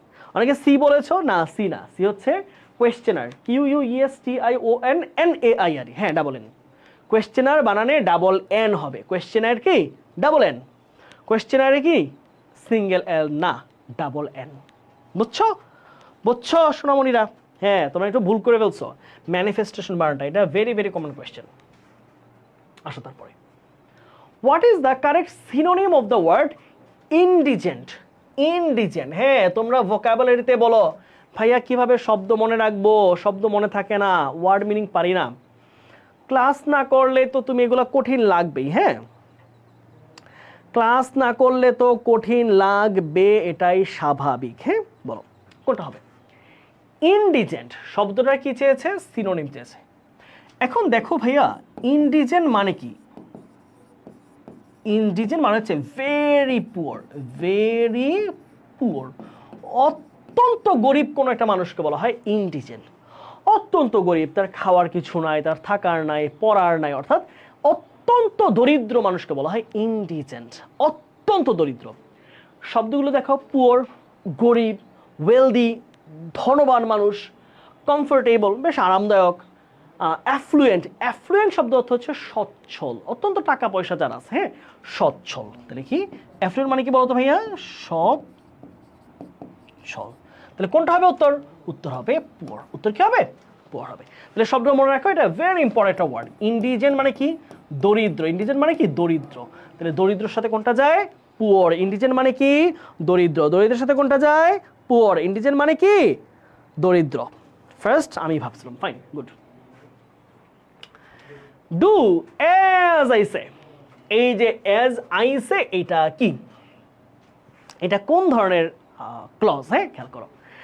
আচ্ছা বেশ মজার প্রশ্নটা, এর আগেও বুঝাইছি, আমরা জানি কি বলছে, ডু অ্যাজ আই সে, আমি ঠিক যেভাবে বলি সেভাবে করো। তাহলে এইটা এই ভার্বের একটা সিচুয়েশন বুঝাইছে না, ভার্বের। আমরা জানি ভার্বকে যদি আমরা প্রশ্ন করি হোয়াই মানে কেন, তারপর হচ্ছে হাউ মানে কিভাবে, কিভাবে, when কখন, অথবা why, how, when, where কোথায়।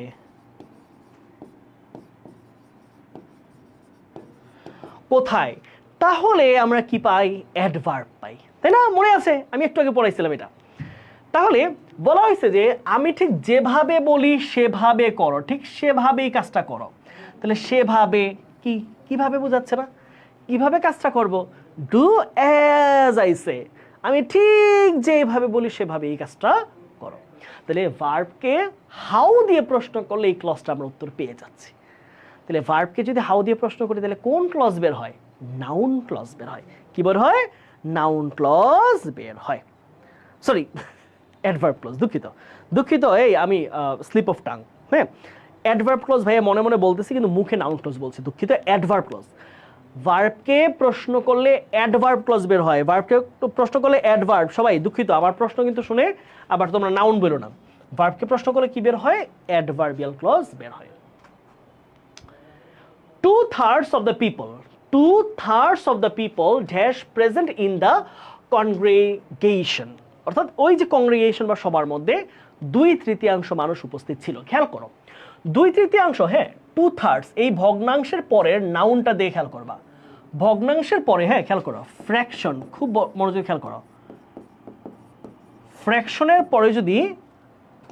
ফ্র্যাকশনের পরে নাউন যদি হয় সিঙ্গুলার নাউন বা আনকাউন্টেবল নাউন, তাহলে ভার্বটাও কি হবে?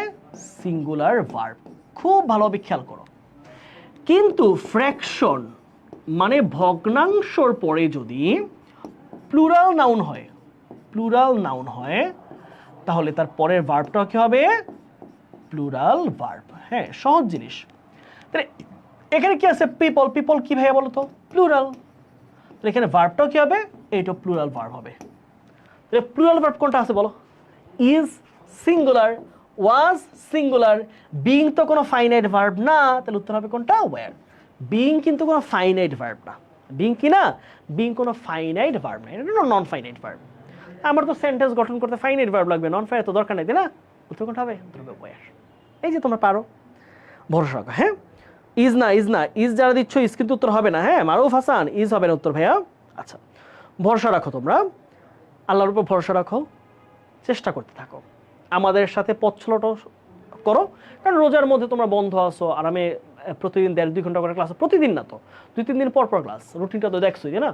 এই আজকে 21 তারিখ, আমার 24 তারিখ ক্লাস, মাঝে 2 দিন গ্যাপ। সো চেষ্টা করবা ক্লাসগুলো করার জন্য, ক্লাসের মধ্যে মনোযোগ থাকো, তুমি দেখবা তোমার পড়াশোনা হয়ে যাচ্ছে। হ্যাঁ, নিজের উপর ভরসা রাখো। হ্যাঁ, আল্লাহর কাছে চাও, হ্যাঁ রোজার মধ্যে চাও যেন আল্লাহ তোমাদের মনের আশা পূরণ করে।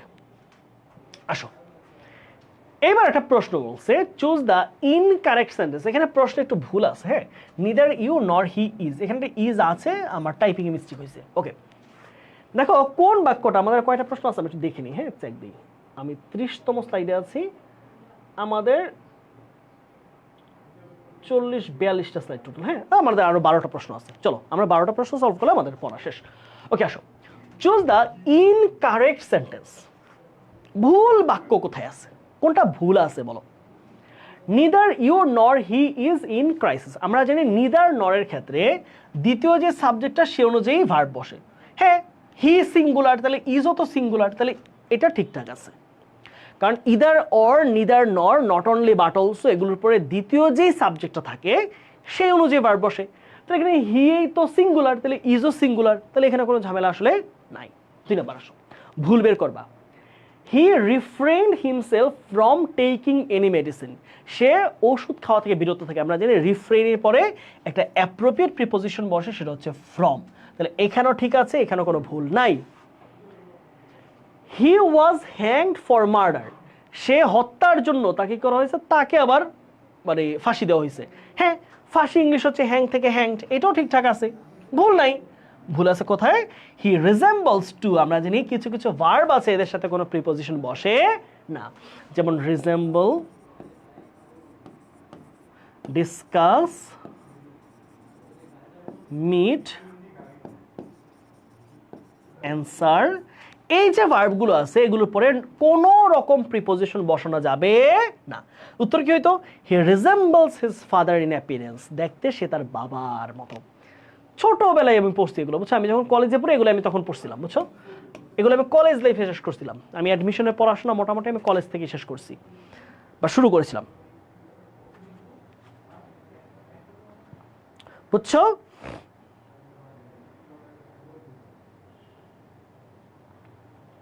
অ্যাডমিশনের জিকেতে বেশিরভাগ জিকে আন্দাজে দিছি, কিছুই পারি না।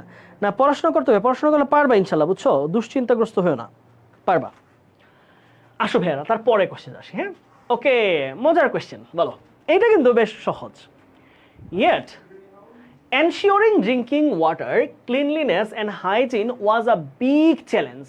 Here, yet কোন পার্ট অফ স্পিচ? বেশ মজার একটা question.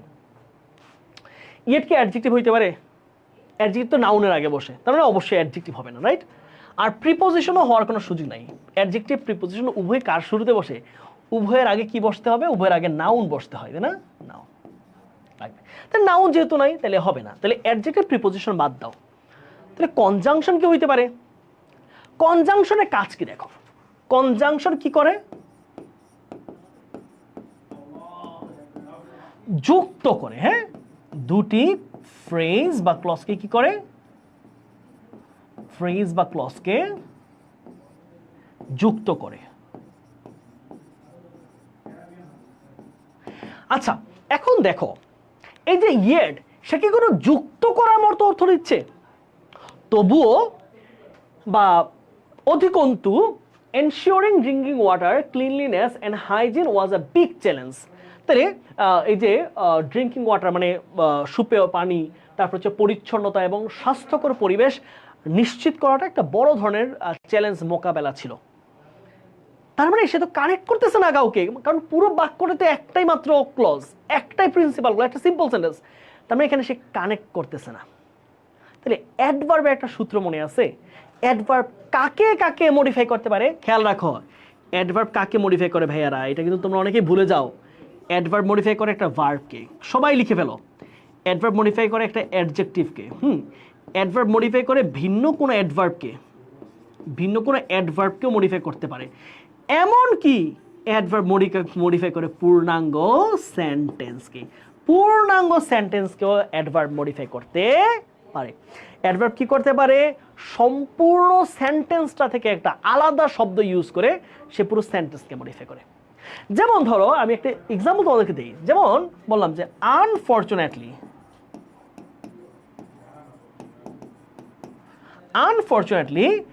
they have failed to pass the driving test.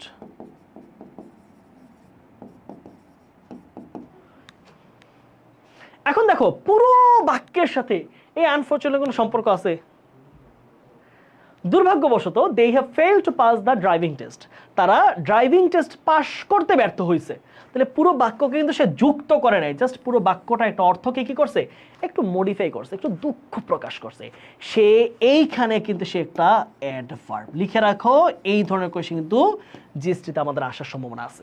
এই আনফরচুনেটলি, ফরচুনেটলি, তারপর হচ্ছে আনলাইকলি, ইনফ্যাক্ট, এগুলো বাক্যের শুরুতে বসে পুরো বাক্যকে মডিফাই করে এবং সে একটা অ্যাডভার্ব।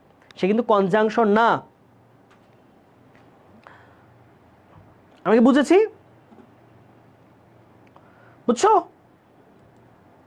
এটা ভুল করবা সবাই, এটা একটু ভাইকে জানাও। এটা কিন্তু ভুল করা যাবে না। এই প্রশ্নটা প্রায় পরীক্ষায় আসে, বুঝছো? প্রায় আসে এইরকম প্রশ্ন।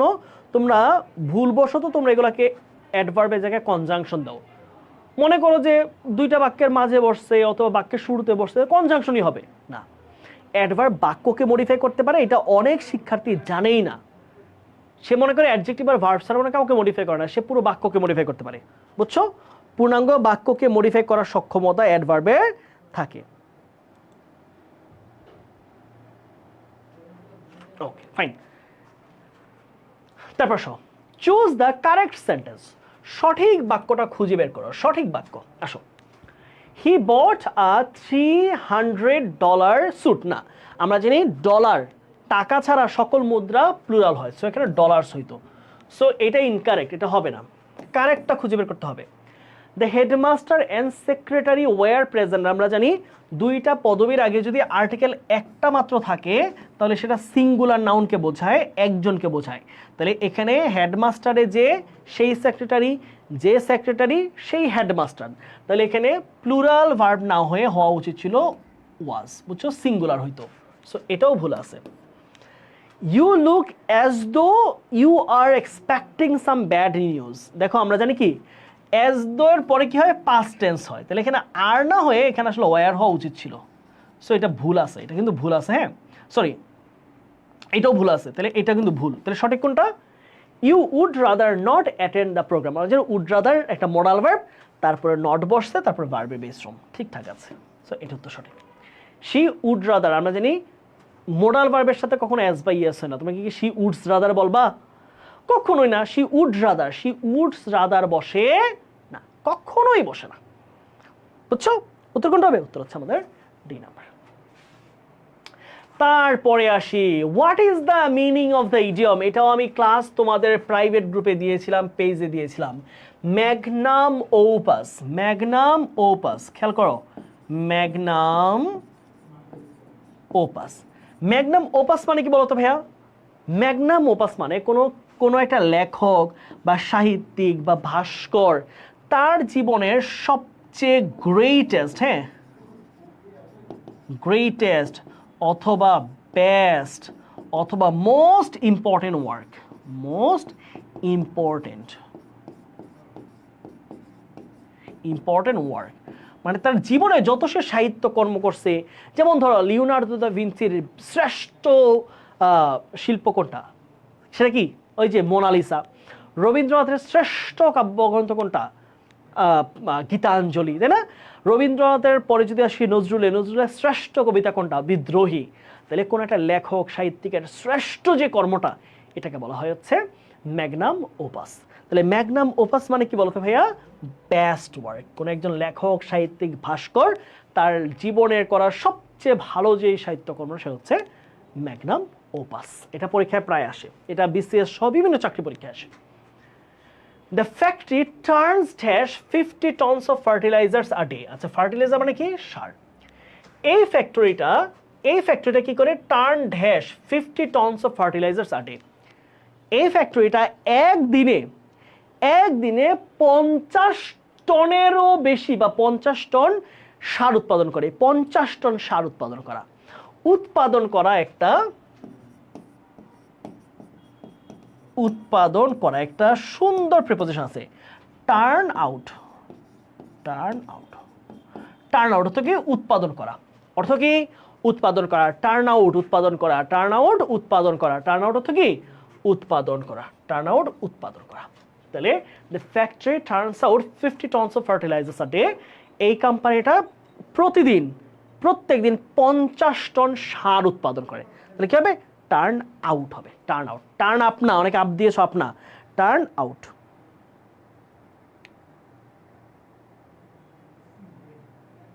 ওকে, আসো ভাইয়া, তারপরে আসি আমরা find out the correct sentence. দেখো বাক্য থেকে অনেক প্রশ্ন আসে।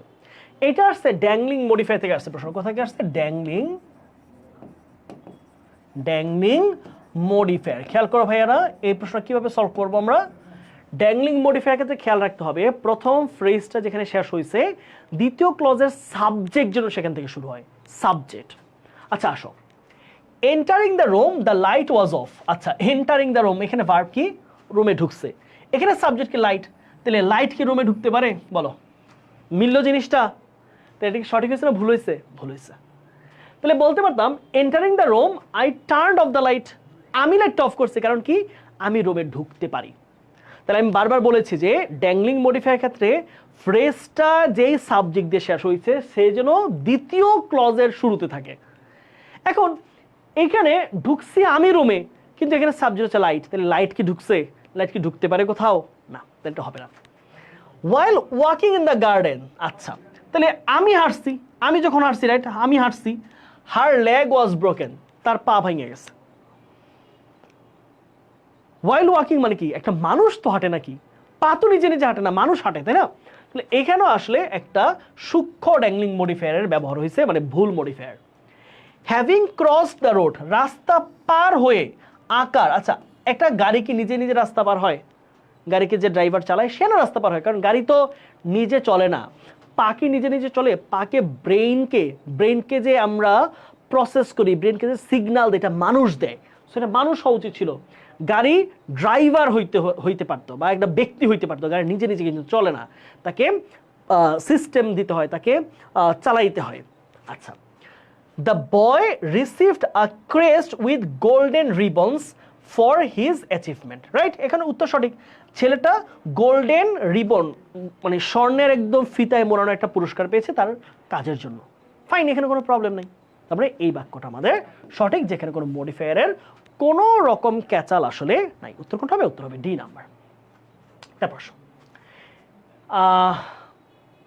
আচ্ছা, হোয়াট ইজ দ্য, হ্যাঁ what is the plural form of the word alumna? হ্যাঁ, অ্যালামনা এর প্লুরাল ফর্মটা, এটা আসলে খুব সহজ, এটা তোমরা অনেকেই জানার কথা। অ্যালামনাই বলি না আমরা, ইউনিভার্সিটির কলেজের অ্যালামনাই বলি না? তোমরা শুনছো কিনা? আমাদের কিন্তু ইউনিভার্সিটিতে অ্যালামনাই থাকে। হ্যাঁ, অ্যালামনাই অর্থাৎ এই ডিপার্টমেন্ট থেকে পড়াশোনা করে যারা বিভিন্ন জায়গায় চাকরি বাকরিতে আছে, বিভিন্ন বড় বড় পজিশনে আছে, তারা অ্যালামনাই গঠন করে। তখন যখন জুনিয়ররা যখন কোনো একটা প্রজেক্ট লঞ্চ করে, কোনো একটা শিক্ষা সফরে যায় বা কোনো একটা অনুষ্ঠান করতে যায়, তখন ওই অ্যালামনাইদের কাছে যায়, অমুকের কাছে, অমুকে ওই ব্যাংকের এমডি, অমুক হচ্ছে কোম্পানির হচ্ছে সিইও, এরকম তাদের কাছে যায় অ্যালামনাই। আর অ্যালামনাইয়ের যে প্লুরাল ফর্মটা এটা হচ্ছে অ্যালামনা, ঠিক আছে? অ্যালামনাই হচ্ছে আমাদের কি প্লুরাল, আর সিঙ্গুলার হচ্ছে অ্যালামনা। ওকে, উত্তর কোনটা হবে? উত্তর হচ্ছে A, alumni. Langston Hughes is a writer. Langston Hughes কোন দেশি রাইটার? বলো বলো বলো। হ্যাঁ বলো তো ছোট্ট বন্ধুরা, ল্যাংস্টন হিউজেস তোমরা পড়েছো ড্রিমস। হ্যাঁ, dreams, those who lose their dreams হ্যাঁ আর ব্রোকেন উইংস বার্ড, মনে আছে না? যে যার স্বপ্ন হারিয়ে যায় সে হচ্ছে ডানা ভাঙা পাখির মতো। তাহলে ল্যাংস্টন হিউজ হচ্ছেন বিখ্যাত একজন আমেরিকান রাইটার, বিখ্যাত অত্যন্ত সুনামধন্য আমেরিকান যে রাইটার, যে 5 জন রাইটার আছে তাদের মধ্যে একজন হচ্ছে ল্যাংস্টন হিউজেস। আমেরিকান রাইটাররা কিন্তু আমরা খুব একটা সাহিত্যে পড়ি না, আমরা সাহিত্য পড়ি সাধারণত হচ্ছে ব্রিটিশ রাইটারদের কথা। হ্যাঁ, মানে হচ্ছে ইংল্যান্ডের যে রাইটাররা আছে, কিন্তু আমেরিকান রাইটাররা অনেক পরে এসেছে সাহিত্যের ক্ষেত্রে, 1718 সালের দিকে। সো তাদের মধ্যে খুব স্বনামধন্য হচ্ছে একজন ল্যাংস্টন হিউজেস। মেবি আমাদের লাস্ট কোয়েশ্চেন, সম্ভবত না, আর 3টা কোয়েশ্চেন আছে, চলো 3টা না সম্ভবত। ওকে, হ্যামারাজ মানে কি? রক্তস্রাব।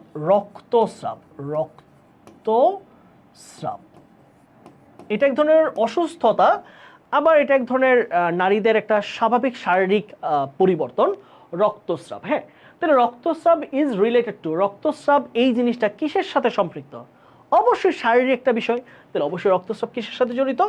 রক্তস্রাব কি ধরো ফিশারি, অ্যাপিকালচার মানে যে মৌমাছি বা মাছিদেরকে যে চাষবাস করা হয়, অ্যাভিয়ারি না, তাহলে এটা কি হবে? হেলথ।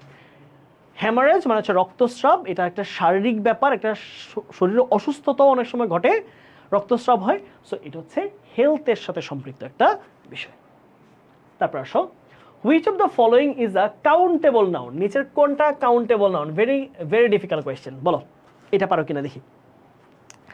এইটা আমার মনে হয় পারা উচিত, তোমরা যারা এতক্ষণ পর্যন্ত পড়তেছো, তোমরা প্রিপারেশন নিচ্ছ, বলো কোনটাকে আমরা কাউন্টেবল ধরবো? বলো। এখানে নাউন আছে কি বলতো ভাইয়া? ফার্নিচার। আমরা জানি ফার্নিচার অলওয়েজ আনকাউন্টেবল, মানি আনকাউন্টেবল, নিউজ আনকাউন্টেবল। তাহলে কাউন্টেবল কোনটা? হেডেক। মাথা ব্যথা কিন্তু আনকাউন্টেবল নাউন না, কাউন্টেবল নাউন হেডেক্স। হ্যাঁ, এখানে আনকাউন্টেবল ফার্নিচার, মানি, নিউজ, এই 3টাই আনকাউন্টেবল, শুধু একমাত্র হেডেক হচ্ছে এখানে একটা কাউন্টেবল নাউন। কি মানে মজার বিষয়, তাই না? ওকে, এটা কোয়েশ্চেনটা ইম্পর্টেন্ট। হ্যাঁ, এটাকে আমি স্টার মার্ক দিব, কোয়েশ্চেনটা ইম্পর্টেন্ট। আসো, তারপর দেখি, in which of the following works do you across the character of Jerry? নিচের কোন গল্পের মধ্যে জেরির নামটা আছে? বলো কোন গল্পে জেরি পড়ছো তোমরা? টেক্সট বইয়ে পড়ছো? হ্যাঁ, ওই যে আ মাদার ইন ম্যানভিল, মনে আছে? আ মাদার ইন ম্যানভিল গল্পের মধ্যে ছিল জেরি, প্রধান চরিত্র কে ছিল? Jerry. A mother in Mannville. Possibly the last question. Okay, chalo. Which of the following words means to emit a faint of intermediate light? হালকা আলো মিটমিট করে জ্বলাকে কি বলা হয়? হালকা আলো মিটমিট করে জ্বলা, মিটমিট করে জ্বলা, মিটমিট মিটমিট আলো জ্বলাকে বলা হয় গ্লিমার। কি বলা হয়? গ্লিমার। মিটির মিটির আলো জ্বলে, এটাকে আমরা ইংলিশে কি বলি? গ্লিমার। ওকে, আমাদের মোটামুটি আমরা একদমই শেষে চলে এসেছি। So let me no your comments. আজকে ক্লাস কেমন লাগলো ভাইকে একটু জানাও। মিটমিট আলো জ্বলে কি বলা হয়? মিটমিট আলো জ্বলা glimmer. Mother in Mannville. Okay, so এই ছিল আমাদের আজকের আয়োজন। আমরা প্রথম ক্লাসেই মনে হয় প্রায় 2 ঘন্টা ক্লাস নিয়ে ফেললাম। মাশাআল্লাহ, এটা ভালো একটা কাজ হয়েছে। শুরু করেছি আমরা ঠিক 2টায়, এখন আমাদের 3:54 বাজে। সো শিক্ষার্থীরা, প্রথম ক্লাস তোমাদের কেমন লাগলো? আমাদের লাস্ট ট্রাই এই প্রোগ্রামটার কেমন লেগেছে? তোমাদের মতামত তোমরা জানাবে অবশ্যই। তোমাদের মতামতগুলো ইম্পর্টেন্ট। তোমাদের মতামত আমাদেরকে মোটিভেট করে, টু বি ভেরি অনেস্ট। তোমরা তোমাদের মতামত কোথায় জানাতে পারো? তোমরা আর্টস অ্যান্ড কমার্স পাঠশালা এই গ্রুপে জানাতে পারো, অথবা তোমরা বন্দি পাঠশালা গ্রুপে জানাতে পারো। বন্দি পাঠশালা, এই 2টা গ্রুপের মধ্যে তোমরা তোমাদের কমেন্টস জানাতে পারো বা রিমার্ক জানাতে পারো যে তোমাদের আজকে ক্লাস করে অনুভূতি কেমন লাগলো। সো 3য় রোজায় প্রথম তোমাদের সাথে আমাদের দেখা হলো, রমজান মাসে একটা বরকতময় মাসের মধ্যে দেখা হলো। তোমাদের থেকে একমাত্র চাওয়া, দোয়া চাই। তোমাদের সাথে কোনো ভুল ত্রুটি হলে ক্ষমা চাই। আর ভাইয়ার থেকে তোমাদের যদি কোনো ধরনের প্রত্যাশা থাকে সেটাও বলতে পারো, যে ভাই এরকম জিনিস আমরা চাই, সেটাও জানাতে পারো। তোমরা তোমাদের রিমার্ক জানাতে পারো। সো আজকে এখানে শেষ করলাম। সবাই স্ক্রিনশট রেখো, ঠিক আছে? ওকে, আমরা একটা সুন্দরভাবে একটা হাত উঁচিয়ে দিয়ে তোমাদের সাথে আজকে শেষ করছি। স্ক্রিনশট রাখা শেষ?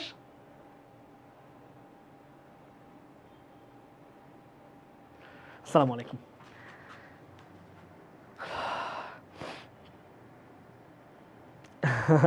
অনেকে বলছে ভাই ইফতারি বানাচ্ছে আর আপনার ক্লাস করতেছি। খুব সুন্দর, ইফতারি বানাইতেছে আপনার ক্লাস করতেছি। তন্নি, থ্যাংক ইউ ভেরি মাচ তন্নি। ভাইয়ের জন্য দোয়া করে তন্নি। আপু দেখছি বিন্দাস, কোথায় চান্স আছে আপু? ওকে, আল্লাহ হাফেজ, টাটা, থ্যাংক ইউ। হ্যাঁ, থ্যাংক ইউ তোমাদেরকেও, তোমরা ক্লাসে থাকার জন্য তোমাদেরকে অনেক অনেক ধন্যবাদ জানাচ্ছি। সবাই ভাইয়ের জন্য দোয়া করো। সবাইকে সালাম জানাচ্ছি, তোমার পরিবারকে, আর রমজানের শুভেচ্ছা জানিও। আসসালামু আলাইকুম।